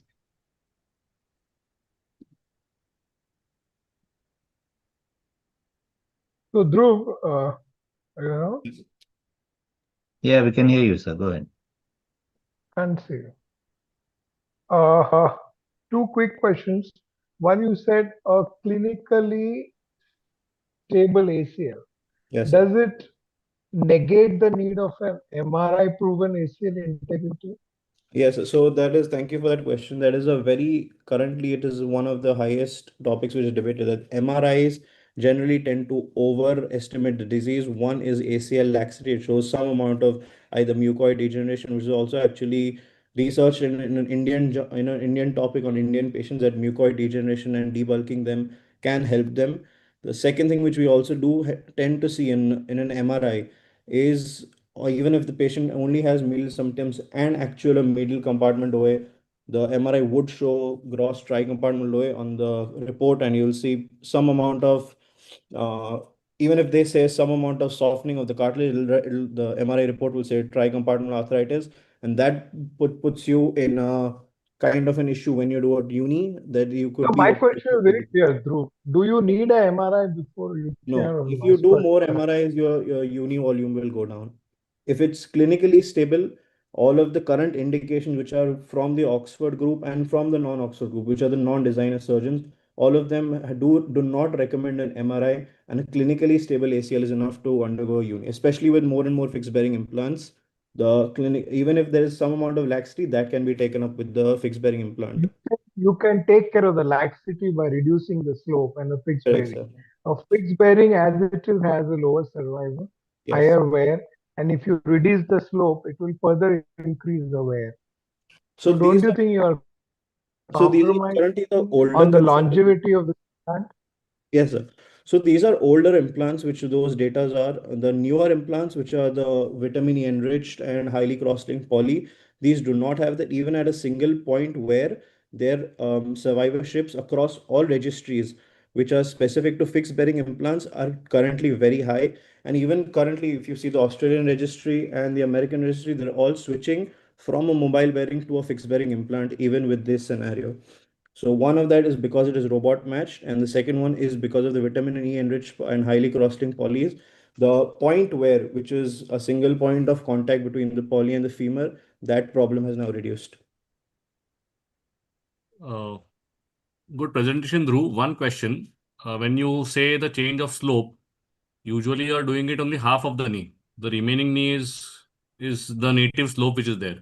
Absolutely, sir. So then how do you justify that the ACL or the deficiency is going to be taken care of only by, correcting half of the knee slope while the remaining half is going to be, and how much can you do that by? So currently, sir, what we do uni, we're only exposing the middle half, and the middle compartment, the reduction of the slope according to the kinematic waveforms. There was one paper in which they studied this on a intraoperative fluoroscopic study, and they show that reducing the slope by 4 degrees, that is around between 4 and 7 degrees, the kinematic waveform and the complete flexion till deep flexion of the knee was the same. However, I do agree that yes, the lateral compartment slope is going to still be the same and the native one, but the because of the pivot point being on the medial side, that does take care of most of our problems. Okay.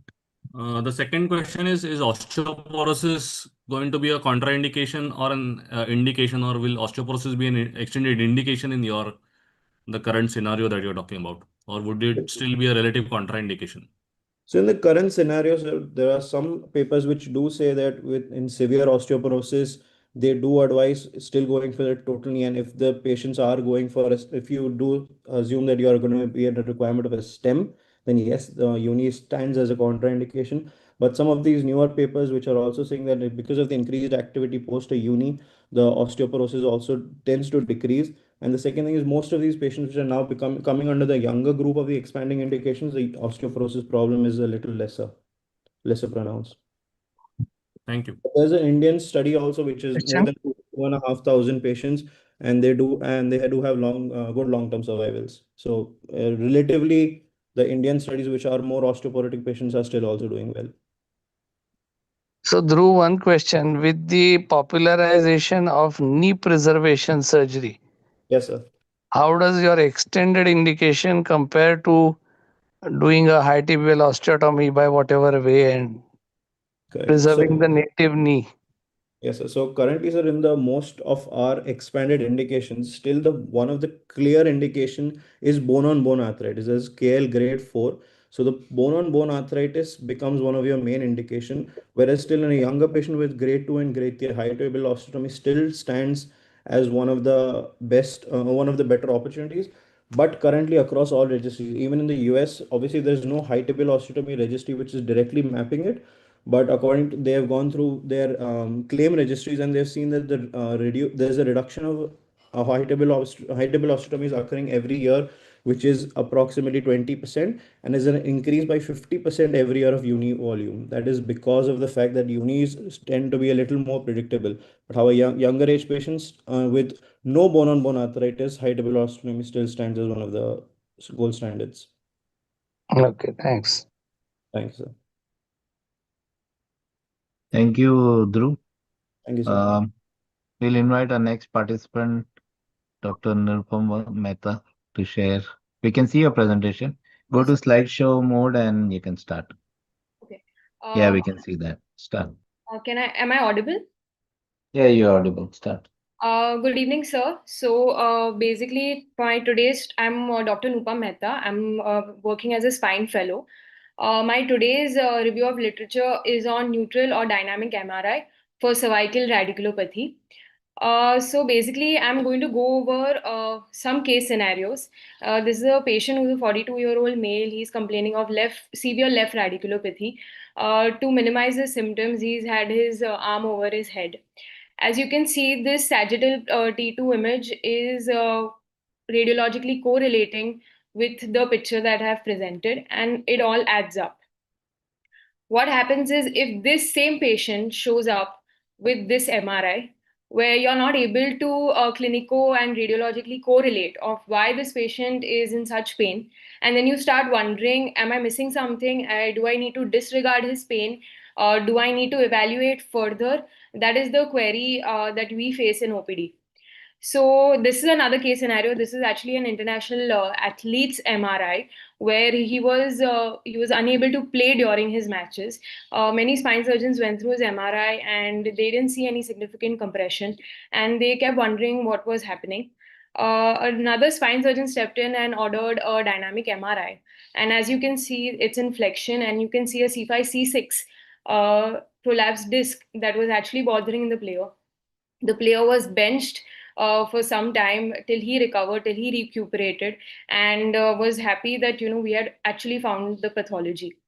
So just going over the basics, what is a neutral MRI? A neutral MRI is a scan of the cervical spine performed with the neck in its natural resting position. It is done to assess disc herniation, spinal canal diameter, nerve root compression, cord signal changes, and facet ligament pathology. This is again a T2 cart. It's labeled with a spinal cord, CSF fluid, anterior posteriorly, C5 vertebral body, C6, C7 disc. Now, what is a dynamic MRI? So, MRI of the cervical spine formed in positions typically flexion or extension. Basically, maximum flexion and maximum extension that the patient can tolerate. Extension is basically brought about by keeping a bolster at the shoulder blades, and flexion is mainly brought about by keeping a bolster just below the neck. It helps with extension-induced spinal canal narrowing. It also helps in checking of buckling of ligamentum flavum, dynamic cord compression in cervical myelopathy cases as well, and dynamic foraminal stenosis. You get a lot of data because of this MRI. So the aim of my today's review is to determine how often what are standardly practiced neutral MRI underestimates or misses clinically significant cervical spinal canal or foraminal stenosis, and when should we actually order a dynamic MRI, and what are its indications in OPD. So the method have undergone electronic databases, PubMed, PMC, Scopus, Google Scholar. We use keywords such as dynamic MRI, flexion extension MRI, cervical radiculopathy. And I have included a lot of prospective studies, systematic reviews, case reports, meta-analysis, and finally studies with higher citation were chosen for the final review. So there are a couple of articles that I have pointed out. So this was one of the role of kinematic MRI for evaluation of cervical myeloradiculopathy. Basically, it was published in 2018 in the Journal of Spinal Surgery. And what did they say? They basically said that 16% of the cervical radiculopathies were missed. As you can see, the summary of this result, radiculopathy was present, but neutral MRI showed no cord compression, and it happened 16.6%.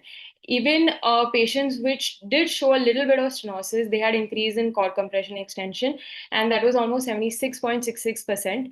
They actually underwent ACDF, and the next group of people also had to go surgical intervention, which on a neutral MRI you would consider conserving. So this is the next article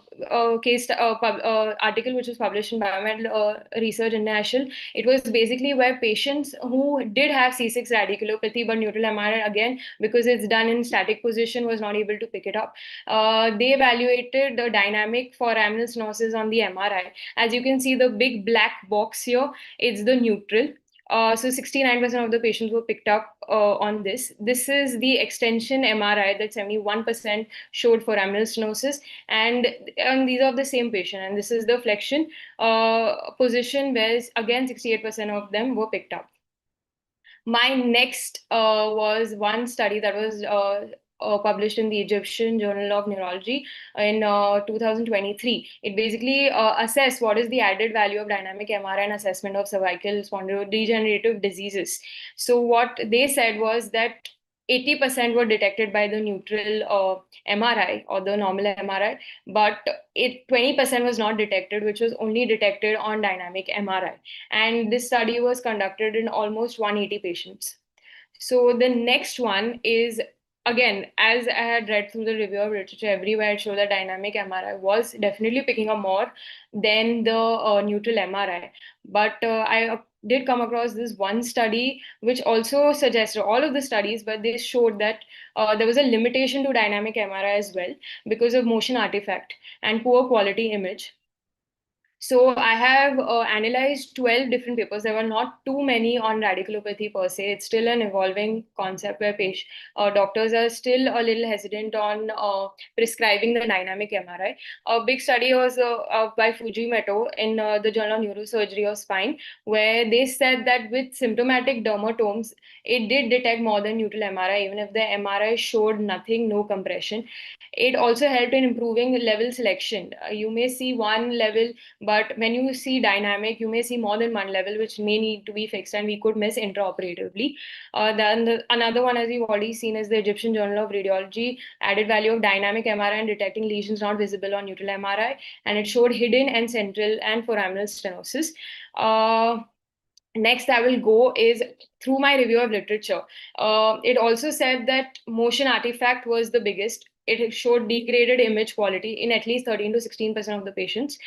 We don't have a standardized protocols. We don't know how much flexion across the board, how much extension across the board, the obliquity of the cuts, the obliquity on sagittal, and the patient is in severe discomfort. Flexion extension maintaining for almost 10 to 15 minutes at the minimum is very difficult for patients. Limited availability. So not all hospitals have a big gantry size which can accommodate the flexion and extension position of the neck. The gantry size is not big enough. Also, longer scan times, it becomes more expensive. So a way to maneuver around this, which I was thinking during my review of literature, could be just we just evaluate T2 images. That could reduce our time.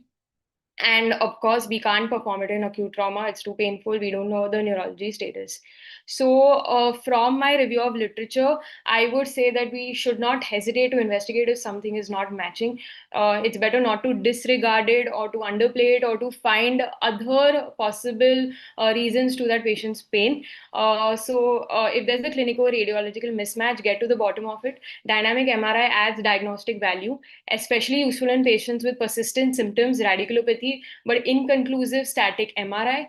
frequent discogenic injuries with neutral MRI and chronic radiculopathy, you should definitely think of advising the patient a dynamic MRI. These are my references. Thank you. Thank you, Rupam. You took 1 minute more than they expected. So, questions from judges, please.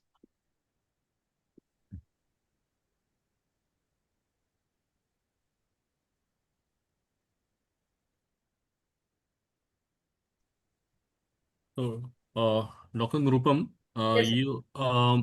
you said that there are certain cases in which, even in normal MRIs also, if you see, there are a lot of degenerative changes, if I might use the word, Yes, which is seen in an MRI.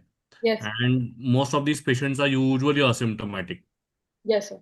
Correct. So then if there is something that you see on a dynamic MRI, how do you know that it is actually the main cause of the symptom and not a natural variant of the MRIs that we usually see in various age groups? So obviously we always treat the man and we don't treat the scan. So if there is no clinico-radiological correlation, again, if it's just a process of the natural history where the patient is asymptomatic, I would not do anything. I would just observe him till he became symptomatic or if he showed any other complaints. But yes, if it was reverse and the patient is asymptomatic, MRI is looking bad, I would wait. I would not do anything about it. So, Nrupam, any study on overdiagnosis caused by a dynamic MRI or unnecessary surgeries attributed to the dynamic nature of the MRI? So I've not come across any study yet that we are over treating, as there's very limited, even on dynamic studies yet. There were hardly, around 20 to 21 papers, but they were not suggesting that we are over treating. They have not commented on that, sir. So, Nrupam, can I ask you a question? When you say dynamic, Yes, sir. do you mean in the true sense of the word dynamic, like an ultrasound where you can real time see the cervical spine moving, or it is like a dynamic X-ray where you do a study in flexion and then in extension? Sir, I mean it in the flexion and extension way, not in the real time, sir. So is Sometimes, it dynamic? yes, sir.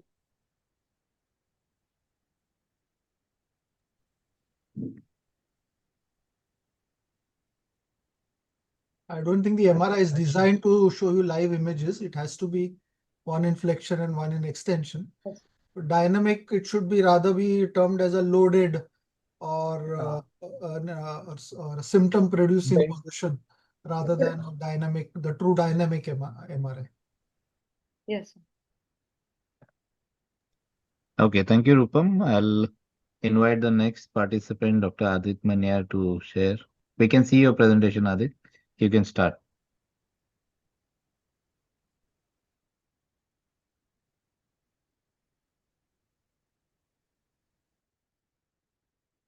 Adit, you're here? We can't hear you.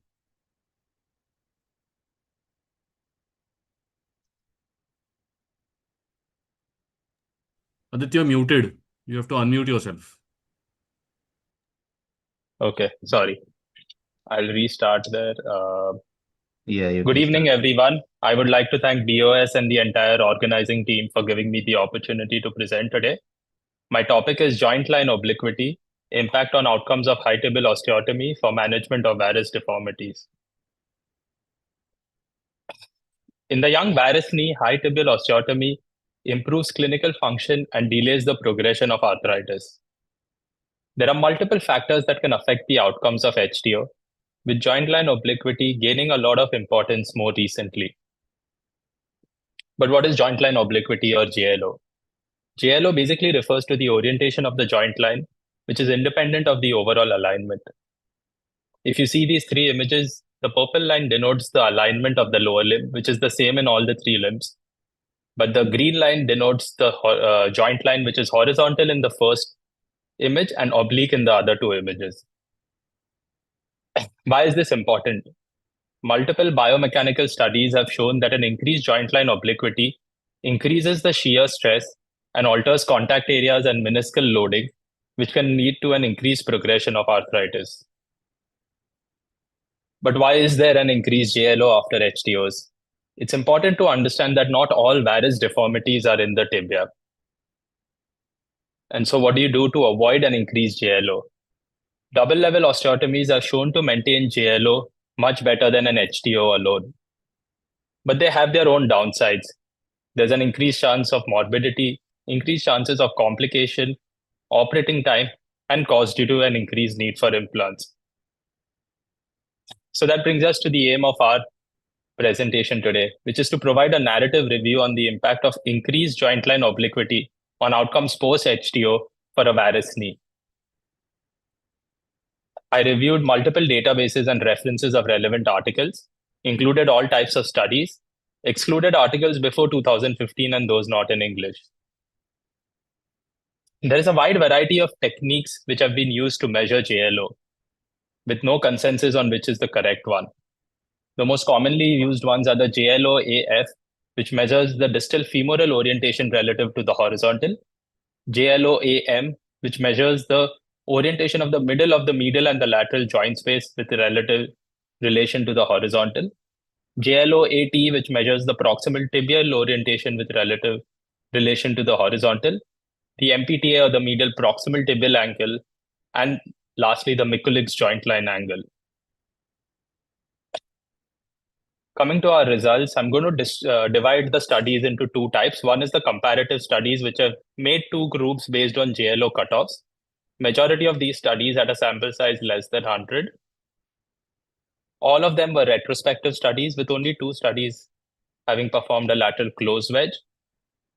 MPTA was used as a measure of JLO in all of the studies. And the two groups were formed on different cutoff points for MPTA, ranging from 95 to 98. The minimum follow-up ranged from 1 to 5 years, with only one study having a minimum follow-up of 10 years. Only two studies found poorer clinical outcomes in the group with an increased JLO. No study found any difference in survivorship in patients with an increased JLO. Looking at the studies which looked at the correlation between an increased JLO and clinical outcomes, majority of the studies here again had a sample size less than 100, with only one having a sample size of 463, which was a good number. Again, all of them were retrospective studies. Only one study performed a lateral closing wedge. The minimum follow-up ranged from 1 year to 5 years. Only two studies had an average follow-up of more than 10 years, with none of these studies having a minimum follow-up of 10 years. JLO-AT was the most commonly used form technique to measure JLO, but there was a wide variation. Looking at the results, only 3 studies found a correlation between increased JLO and poorer clinical outcomes. Out of these 3, only one excluded overcorrection. Overcorrection is important because by itself is a risk factor for poorer outcomes after an HTO.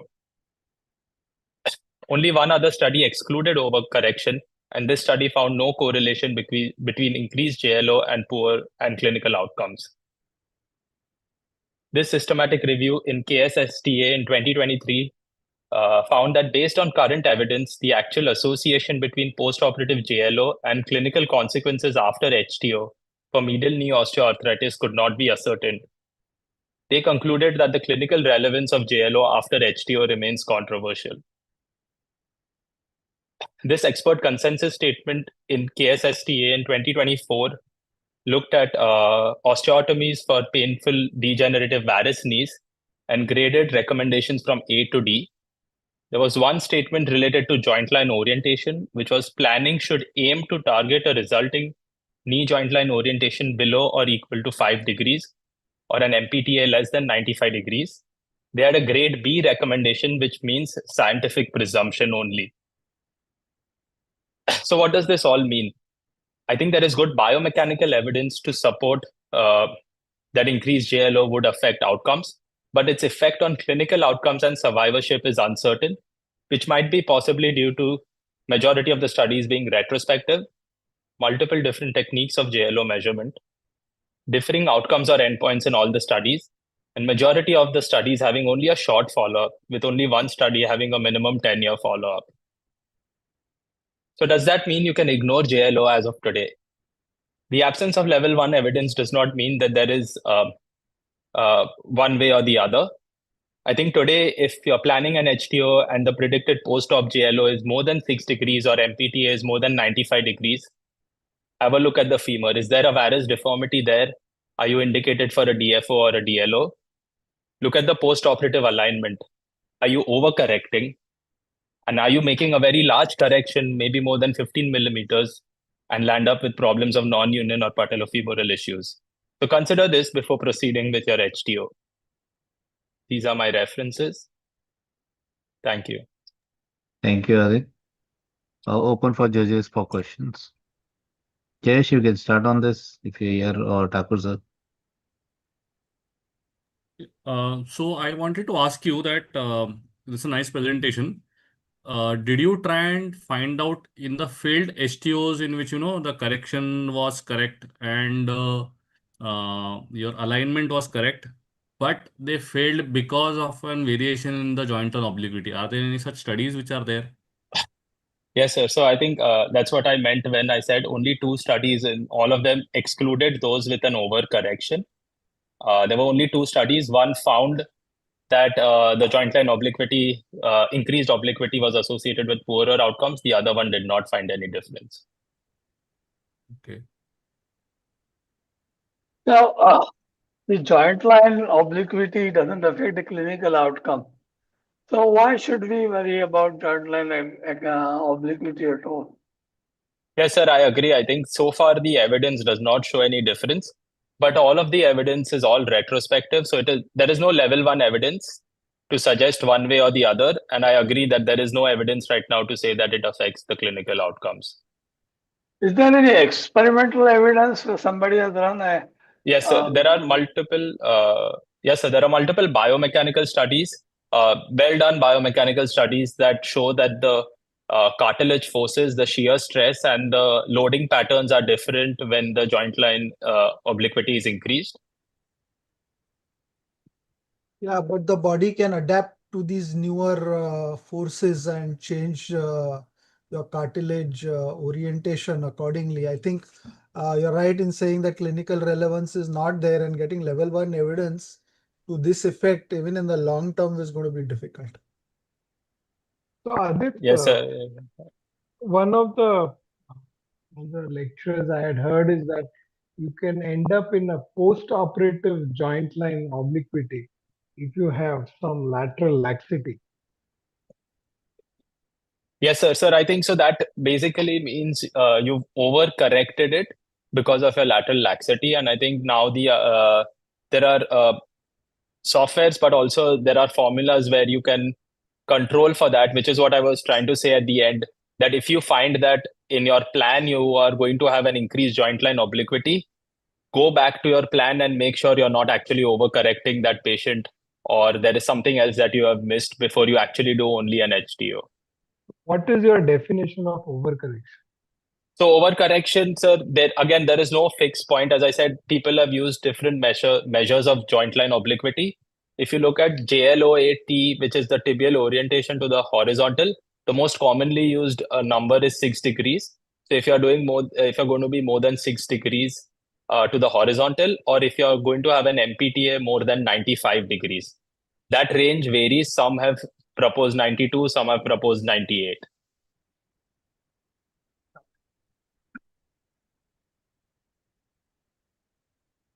Okay, any more questions? If not, Dr. Shubham, you can share your presentation. Thank you, Adit, for Yes. a nice presentation. Thank So you. Shubham is the last candidate tonight. Shubham, go ahead.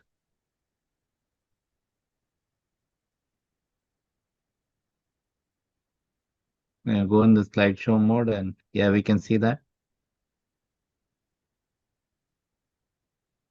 We can't hear you yet.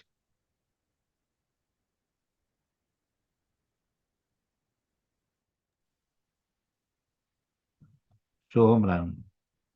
Soham, we can't hear you yet. Sir, am I audible now? Yeah, you're audible now. Go ahead. So just a minute, I'll make it full screen. It is full screen for us.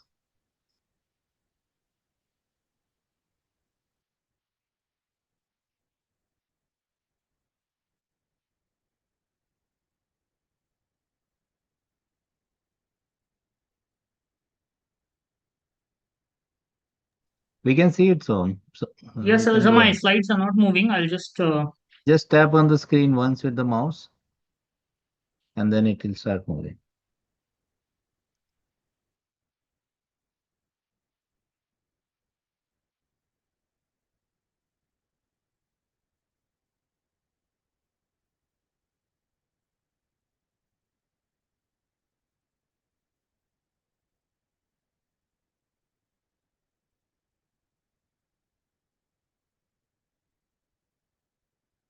is it moving now, sir? Hello? Yeah, it is moving. Okay. Yes. Okay. Good evening to all. At the outset, I would like to thank the Bombay Orthopaedic Society for giving me this opportunity. I'll be talking on, does arthroscopic rotator cuff repair provide superior results as compared to a mini open repair? Now, is it a narrative fallacy? Are we having a cognitive bias which is leading us to make poor decision making? In the recent review of brochures for multiple conferences, in this 3-day conference at ISCON, there was only a single lecture on the mini open rotator cuff repair, and there was no such lecture in the last YROC. So there's just one question. Are we having a complicated arthroscopic repair for a simple option, which is the open repair? Is it because there are newer appliances, newer devices by which we are taking this decision? When we want to know the result of a rotator cuff tear, is it because of the quality of repair or the method? Taking these questions into consideration now, let us see what the literature has to really say. Now, I have taken multiple level 1 and level 2 studies, the last 15-year papers, Google Scholar, PubMed, and Embase as the databases, and high citation index articles have been cross-referenced. My objectives were simple. I wanted to know when did the transition begin from a total open repair to an arthroscopic repair, to compare the outcomes between the two methods, to know the time for surgery and the cost analysis between the two methods, to know the learning curve and the cosmesis. Does it really play a role? Pain scores and stiffness between the two methods post-operatively, re-tear rates, how do we do RCT at our institute, and the choice of surgery in 2025. Now, the evolution of arthroscopic rotator cuff repair began as basically a diagnostic scopy modality, followed by arthroscopic assisted open repair, and then moved on to all arthroscopic repair. The advantages which were put forward at that time over mini open repair were smaller incisions, faster recovery, and better outcomes. Do they hold true even today is what we are going to know. Now, in this article, comparing the early outcome measures for mini open versus an arthroscopic repair, it gave marginally better outcomes for arthroscopic repair only in the early postoperative phase. However, at 1 year and 2 year follow ups, there was no significant difference. At 1 year follow up in this RCT, it showed similar outcomes. Even in this meta analysis, there were no differences in the outcomes at 2 years of follow up. In this meta analysis, it gave again similar outcomes with a constant Morley score being slightly better for mini open repair as compared to arthroscopic repair. Now, this is an important landmark randomized control trial of the UK, the UCUF, which gave effectiveness of open versus the arthroscopic rotator cuff repair. Again, there were no differences in the outcome measures between the two modalities. A recent paper published just last month in November 2025 by Raiju Vaishya et al. Stated that they had comparable clinical, functional, and patient-reported outcome measures with the mini open approach, having a marginal advantage in the operative time. Otherwise, both of them were pretty much the same. The time for surgery is much less for a mini open repair as compared to an arthroscopic repair. As we can see in the median OR time, the time gradually reduces for arthroscopic repair in a high volume center as opposed to low and intermediate volume centers. Now, cost, does it play a role? Yes, most definitely. Especially for Indian patients, it is of much significance. It is said that it is about $1,144 less expensive, the mini open one, as compared to an arthroscopic rotator cuff repair. So, for a similar procedure,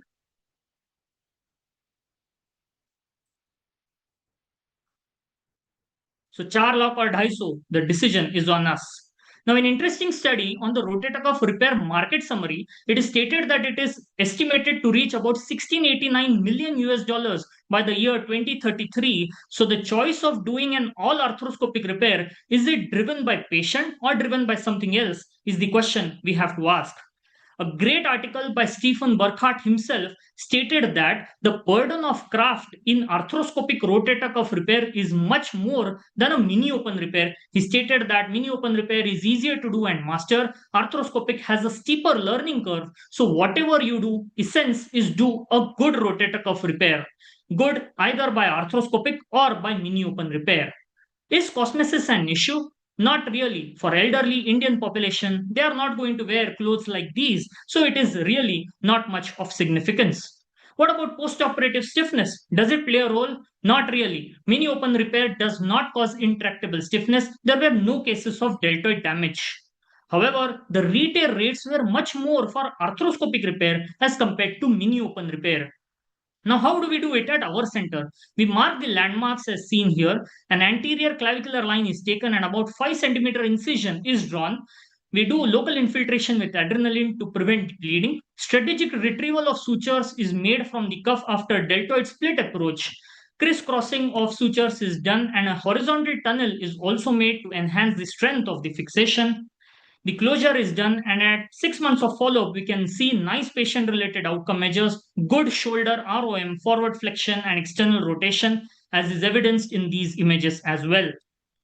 Subscapularis, another point being put forward by many arthroscopic surgeons that causes that it is less visualized by mini open repair. We can nicely see the subscapularis. Sutures are again passed through the subscapularis, and after complete closure, we can see good robust coverage of the subscapularis as well as the supraspinatus, as is evidenced here.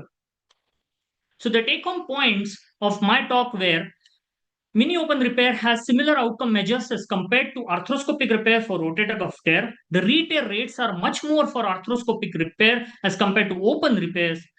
Mini open is simple, cost effective, and a faster procedure, providing constant results. After these summary of review of literature, if you have the same chai now, I put forward the question, which would taste better? The choice is yours. I put forward the question. These are my references. Thank you so much for your patient listening. Thank you very much, Soham. Questions from judges, please. So, Soham, that was very interesting. I have one question.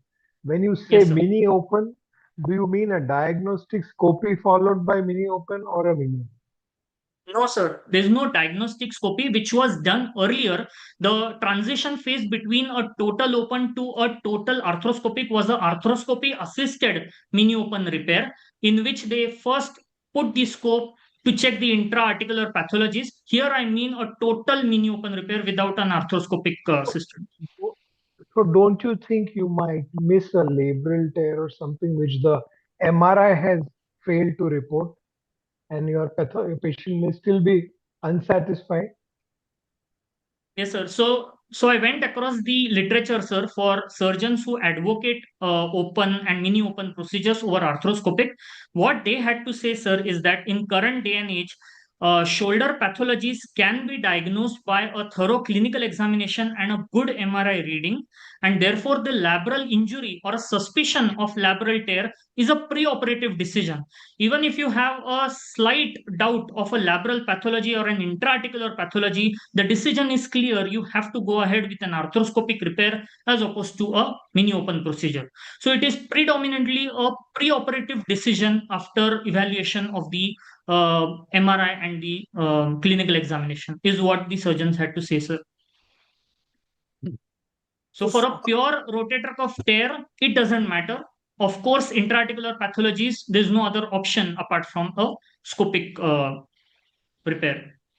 So, Soham, the visualization Yes. in an arthroscopic repair of the footprint of the rotator cuff is much better and much more wider as compared to in an open. So, in an open, how do you decide which footprint the cuff sits in? Sir, so for the open repair, we put the anchor at the articular margin. So that is the footprint which we have taken. It is about 1.5. It is less than 1 centimeter from the articular margin. So that is the footprint which is taken. We medialize the footprint if the cuff is massively retracted. So for a mini open, we have had better visualization of the footprint as well, as opposed to a arthroscopic modality.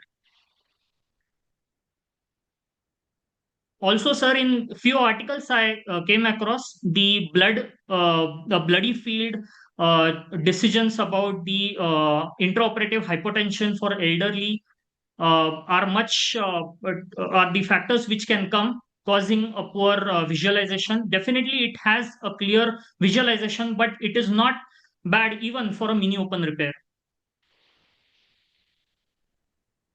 So in your series, the ones which you have operated by mini open had only rotator cuff tear and no other injuries or no other lesions inside the shoulder joint of the entire series, where how many subset or what percentage of subset were these patients?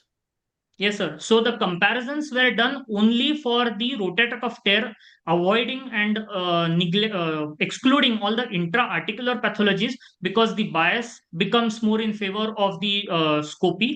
So only pure rotator cuff injuries were taken. The degenerative and the traumatic ones were compared for both the types of procedures, the mini open and the arthroscopic modality. An intra-articular pathology becomes an exclusion criteria, so became an exclusion criteria for the studies. Okay. Any more questions? Yeah, so sometimes there are only articular surface tears which are there, which cannot be visualized from the mini open. So would that be a contraindication for a mini open, or you would still like to go for them also with your mini open technique? Yes, sir. So, sir, similar queries were put forward in multiple papers as to pasta lesions, the partial articular surface lesions. How does mini open prove equivocal to an arthroscopic repair? So, the comparison they gave was that we can just reflect the bursal surface of the rotator cuff, and we can address the articular pathology and cover the bursal surface. They gave the comparison between a humerus nail wherein there are no reported differential outcome measures for a bursal and an articular surface tear. There is no correlation. They correlated the two.